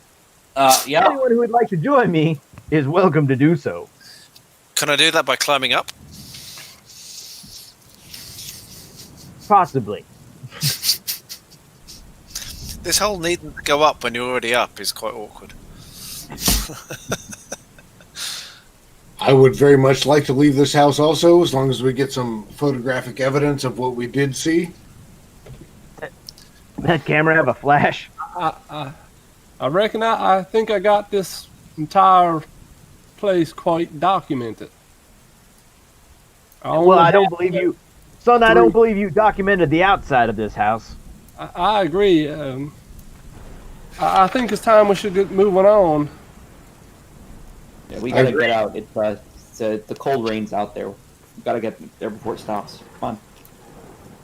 Yeah. And I'm Arthur kind kind of- of comes along too.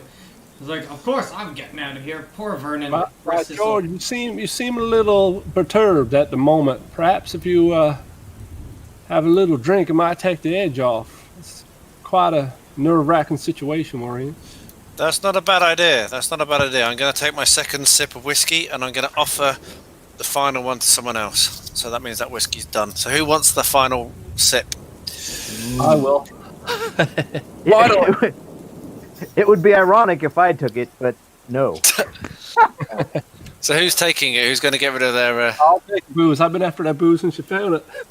Okay, right. So that booze, that bottle's empty now. So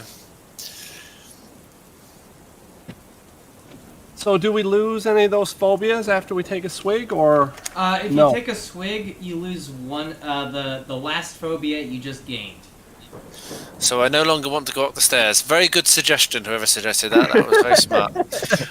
It's now coming on for 6 a.m. and I'm getting a little tired, a little slow. Sorry. That's a good bit of social engineering right there. Now, I believe they call that nudge politics, don't they? I need you all to make a luck checks for me as you try to dash your way downstairs and dodge all of the falling timbers that are coming down from the ground. Whoa! I failed. Falling timbers.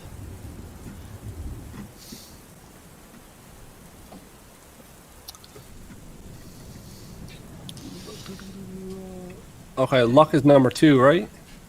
R.I.P.. Might be for you. Yeah. Oh, So- you're lucky. Hey, if you pass, awesome. If you fail, you take 8 points of fire damage. So how do we record damage? I'm gonna. Basically, just assume that you have 8 less hit points. Oh, I rolled a 22. There is technically a way that you can keep track of it on the sheet if you'd like. No, I'll just make a note on my pad here. It's fine. There you go. I am going to burn 29 of my luck. Okay, That, literally. So I rolled 22, and it says regular 45, hard 22. That means you You pass. hit it. Means a pass, right? Yeah, you passed. Yep. Yeah. But you. Right, so we're outside. You're outside. Yes. So whereabouts was this cellar that we saw but weren't told about? Kind of up this way. You should be able to see my clicks. Okay, yeah. So I'm going to go in that direction because, yeah, that's that. I obviously heard that. So where am I? I can't see me. Yeah, I would imagine after the screaming and the ruckus, we're probably moving with a bit of haste. yes, sir. I can't. Oh, there I am. Okay, thank you. Yeah. Right, so I'm moving in this direction to try and get to wherever that cellar was. I'm saying, come with me. This is where where the noise came from of the woman crying. Jackie's right behind you.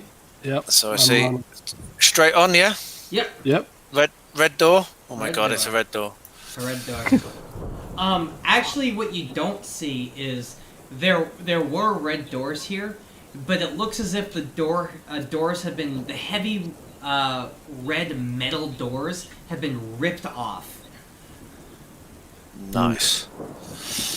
So I've got to those doors and I'm going to look behind me and shout, "Come on, quick!" Yep. I'm right behind him. Yep. Thomas is going. Okay. Give me 1 second. He's in a lot of pain right now, but he's going.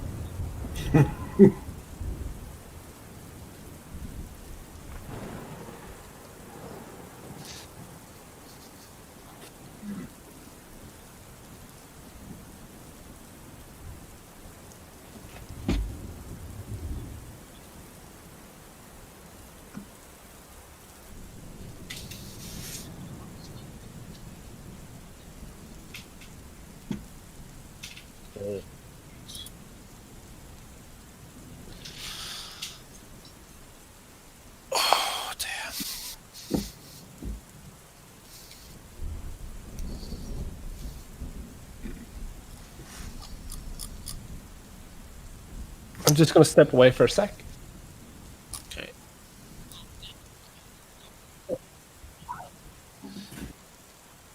That's all right. It's about to get hairy.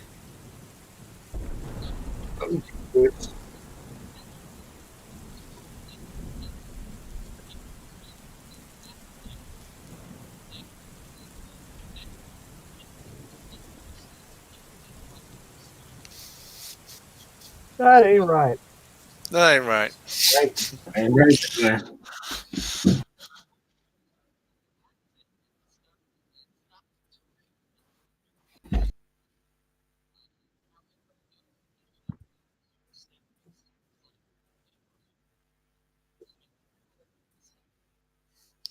So I'm going to take the lead down the steps into the cellar and go towards the sound of whimpering. Is it the left or the right? Okay, so you know what I did? I screwed up there, and I told you all of that without being live. I was muted, so I'm just gonna quickly go over that. That the no problem. the doors are clean off their hinges. You can smell something foul down here. It's a mixture of kerosene and something else. However, you hope that the storm is past because it stopped raining and thundering. Those with keen ears can hear something whimpering in the corner of the cellar. Okay, so I'm going to go towards the sound of whimpering. Is that to the right or the left as I come in? That is to, I guess it's technically to the left, but it'd be to your right. So Screen left or person left? Screen left. over here. Yes. Okay. I see something I don't want to see. Yeah. What you see to your horror is a bipedal creature about 10 feet tall with strong, muscular legs and a torso that mimics a rib cage with viscera and human-like organs seeping out between the rib gaps. The head is a mass of eyes and odd appendages resembling tentacles and claws similar to its feet. There is a partially torn blue nightgown wrapped around the hip area of the monster. Its eyes look in all directions, but the eyes that look straight at you, George, are half closed as the creature trembles in the corner. You two, whoever is here looking at this right now has to make a horror check. Yeah. This is one that makes 100% perfect sense. I rolled a 2. Somehow. Cool. Cool. So you. I actually feel sorry for this creature. Is that odd? Have I No, gone you mad? should. So you both No. pass, meaning that you only take 6 sanity. Wait, Oh, okay. Well, that's all right then. And that's Oops. another phobia. hey, And that's another phobia, yeah. there's another- Actually, I've now taken 20. That's good for you. So that should be 2 more, shouldn't it? Yeah, let me quickly roll 2 for you. Oh, cheers, buddy. Appreciate that. I'm really pleased that I gave away that last swig of whiskey. You Maybe- have clinomania, which is the excessive desire to stay in bed. And you have it's too easy. I'm not making that joke. you have isotrophobia, which is the fear of mirrors. Fear of mirrors. All right, well, I'm going to start yawning in real life as well. I feel it's quite fitting. Yeah, bloody Nora, I could do in my bed right now. Jackie, you would have lost one too. You would have gained one of these. I think everybody gets one, don't they? Or no, because the second one would be for 10. Never mind. Okay. Well, Jackie, you have choreomania, which is the uncontrollable desire to dance. While picking your nose. Lucky for you, we found the ballroom. Alright, and you owe Thomas one, Justin.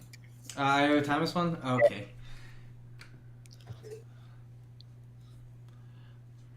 Uh, 14. The uncontrollable desire to paint on the map. Yeah, apparently. No, Sorry. You Let's try to- you have an obsessive preoccupation with counting. Count. Great. Okay.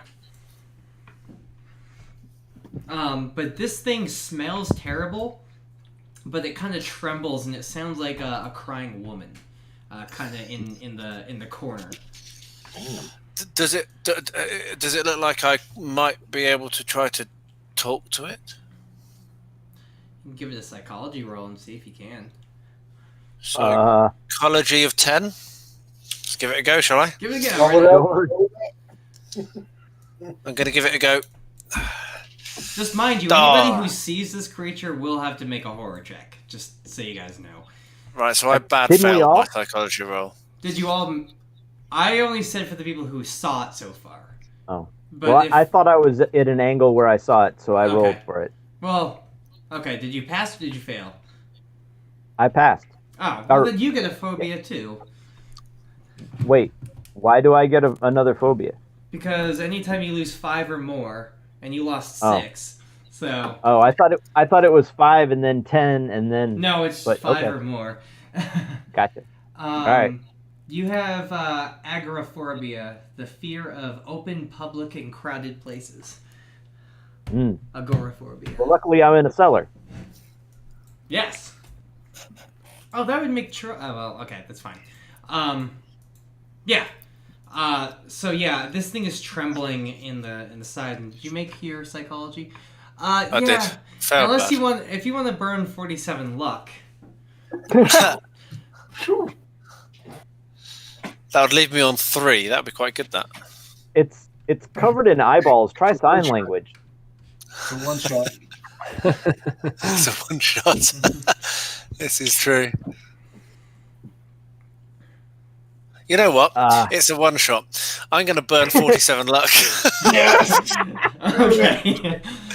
I'm down to 3 luck. I'm using all my luck. There we are. One shot. Done. Yeah, you think that you could probably talk to this thing? You're getting the feeling that it's like responding to you. So, okay, I've got fast talk of 70. Let me use it. I spent everything on that, damn it. There you go. Use your fast talk.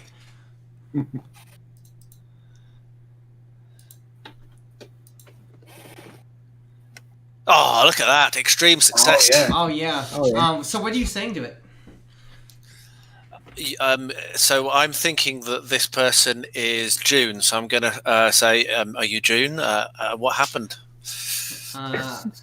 It whimpers a little bit, and it kind of looks like it nods, but it doesn't like say anything like in English. Mm-hmm. And did what was his name? Inject you with this green gunk? Yes. She kind of gives it like a nod. And my final question is there some crazy bear on the loose? It kind of gives you like a huh kind of response to that. Okay, so there we are. That's my fast talking done. I think 3 questions is probably pushing it even for an extreme. While this is going on, I'm going to take a picture of it. Okay. It comes up to you, George, and it kind of wraps its tentacles around you to like hug you. Aww. Do we all understand what's happening? I don't know. Or does this look like he's about to be riven? Yeah, from far away, it probably looks like that. I'm cuddling back. I'm wondering if I can take it to bed. What was the name of that phobia again? I didn't write that down, but I want to go and stay in bed. Did you tell us what else is going on in this basement? It's casks of it's like pickled vegetables and fruits. Ooh. Gotcha. You guys start to hear sirens outside. Is it obvious how this creature got to the basement? Fairly obvious. The door The same way was we ripped did? off. Yeah, you can clearly see that she is what's leaving the footprints. And you Right. don't see the footprints necessarily in the basement, but, I mean, Right. But so there's only one way in and out of this place. yes. Got. Well, now that it's come into view, If this thing is moving closer, I'm moving back up the stairs. Yeah, I was gonna say. I'm walking with it. I feel. Yeah. I feel sorry for it. Those who are seeing it for the first time and pass, Oh, I gotta roll sanity. you are going to get 2 taken away. Come on, there we go. Okay, cool. But this thing seems to hear the sirens and seems to like freak out a little bit. Loud noises. Loud noises. Okay. So Jackie will try to get eye contact with it and do a little dance and say, "Every little thing's gonna be all right." Who's got a gun? Who's got a gun? Quick. All of us. Just trying to calm it down, doing a little dance.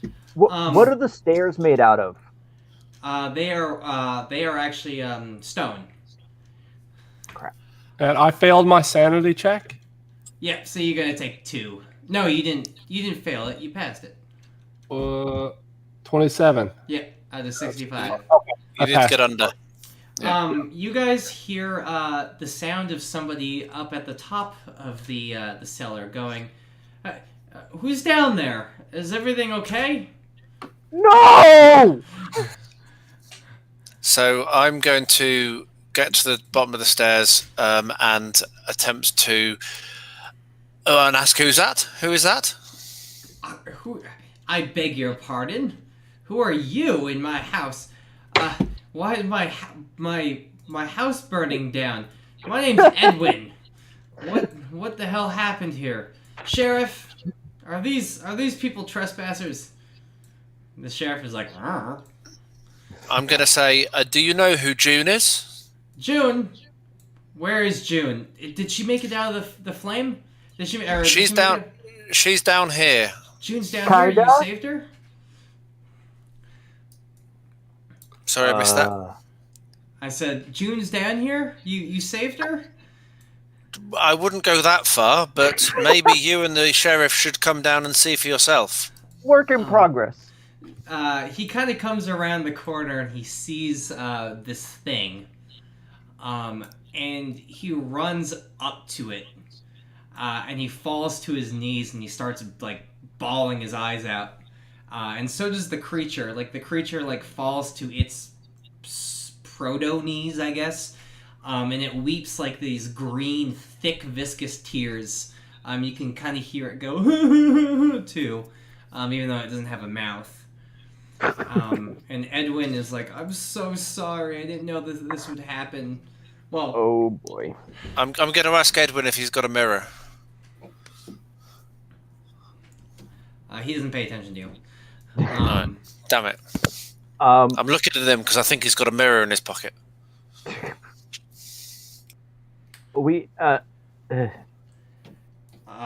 The sheriff walks down, and he goes, "What in the hell is that thing?" And then he goes to pull out his gun and shoot at him.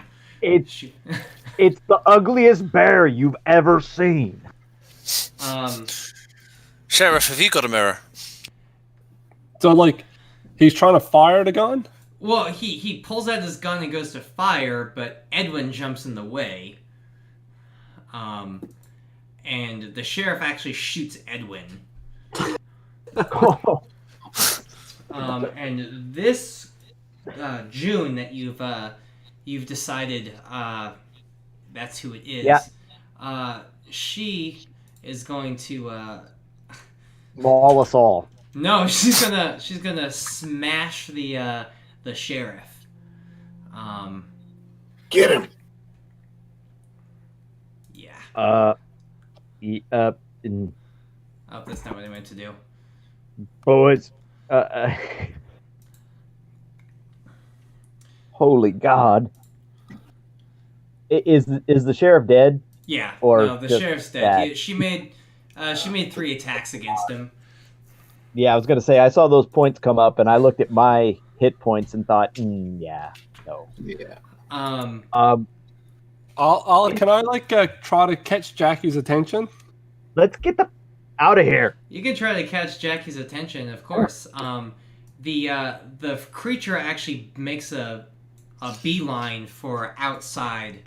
Goes out the cellar. I'm Okay, following. I jump in the corner as it runs by me, just so it don't trample me. Okay. Yeah, I'm following as close behind June as I can. Yeah, I I think we need to follow. Oh well, actually, I'm gonna go to Edwin. Is Edwin was shot?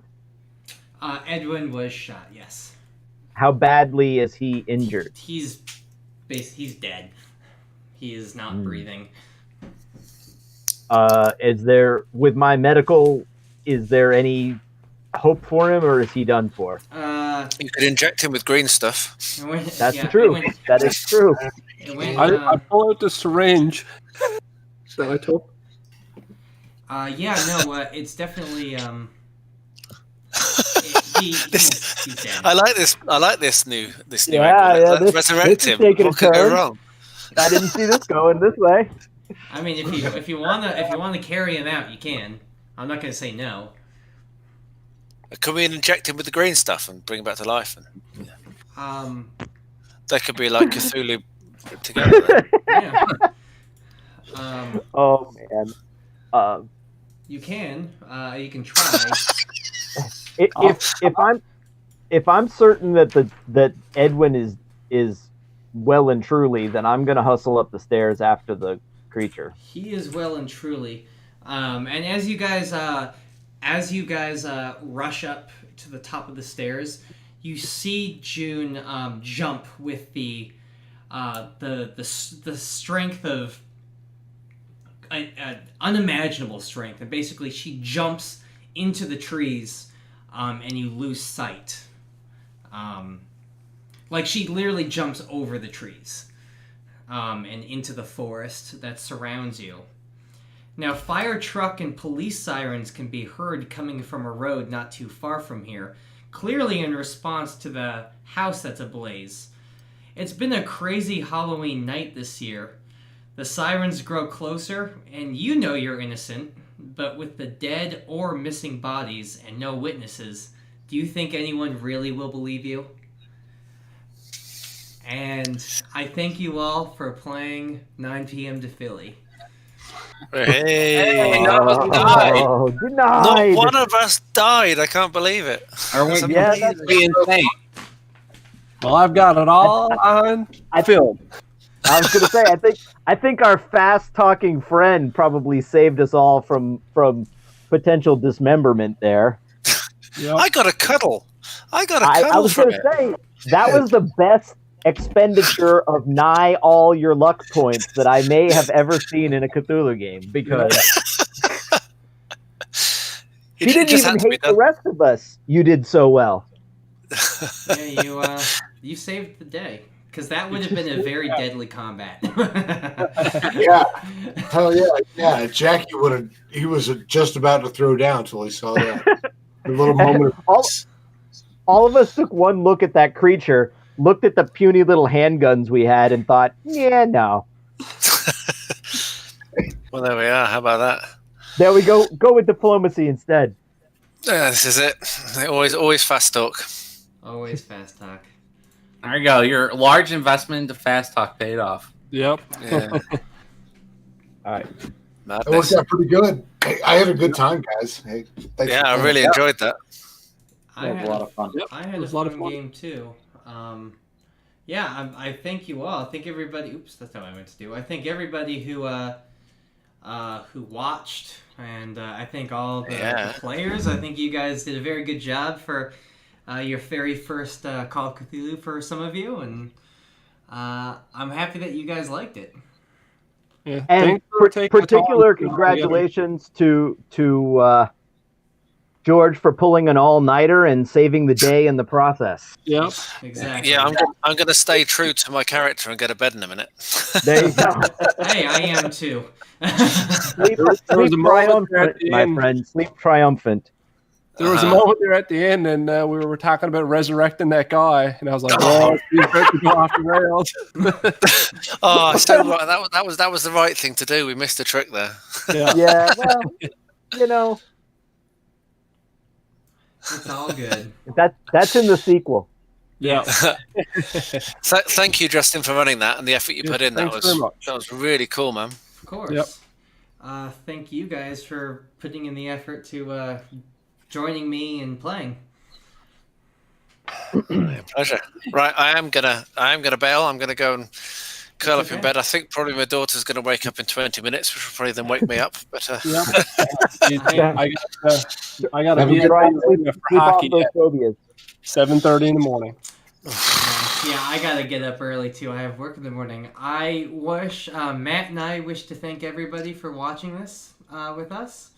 And don't forget to like,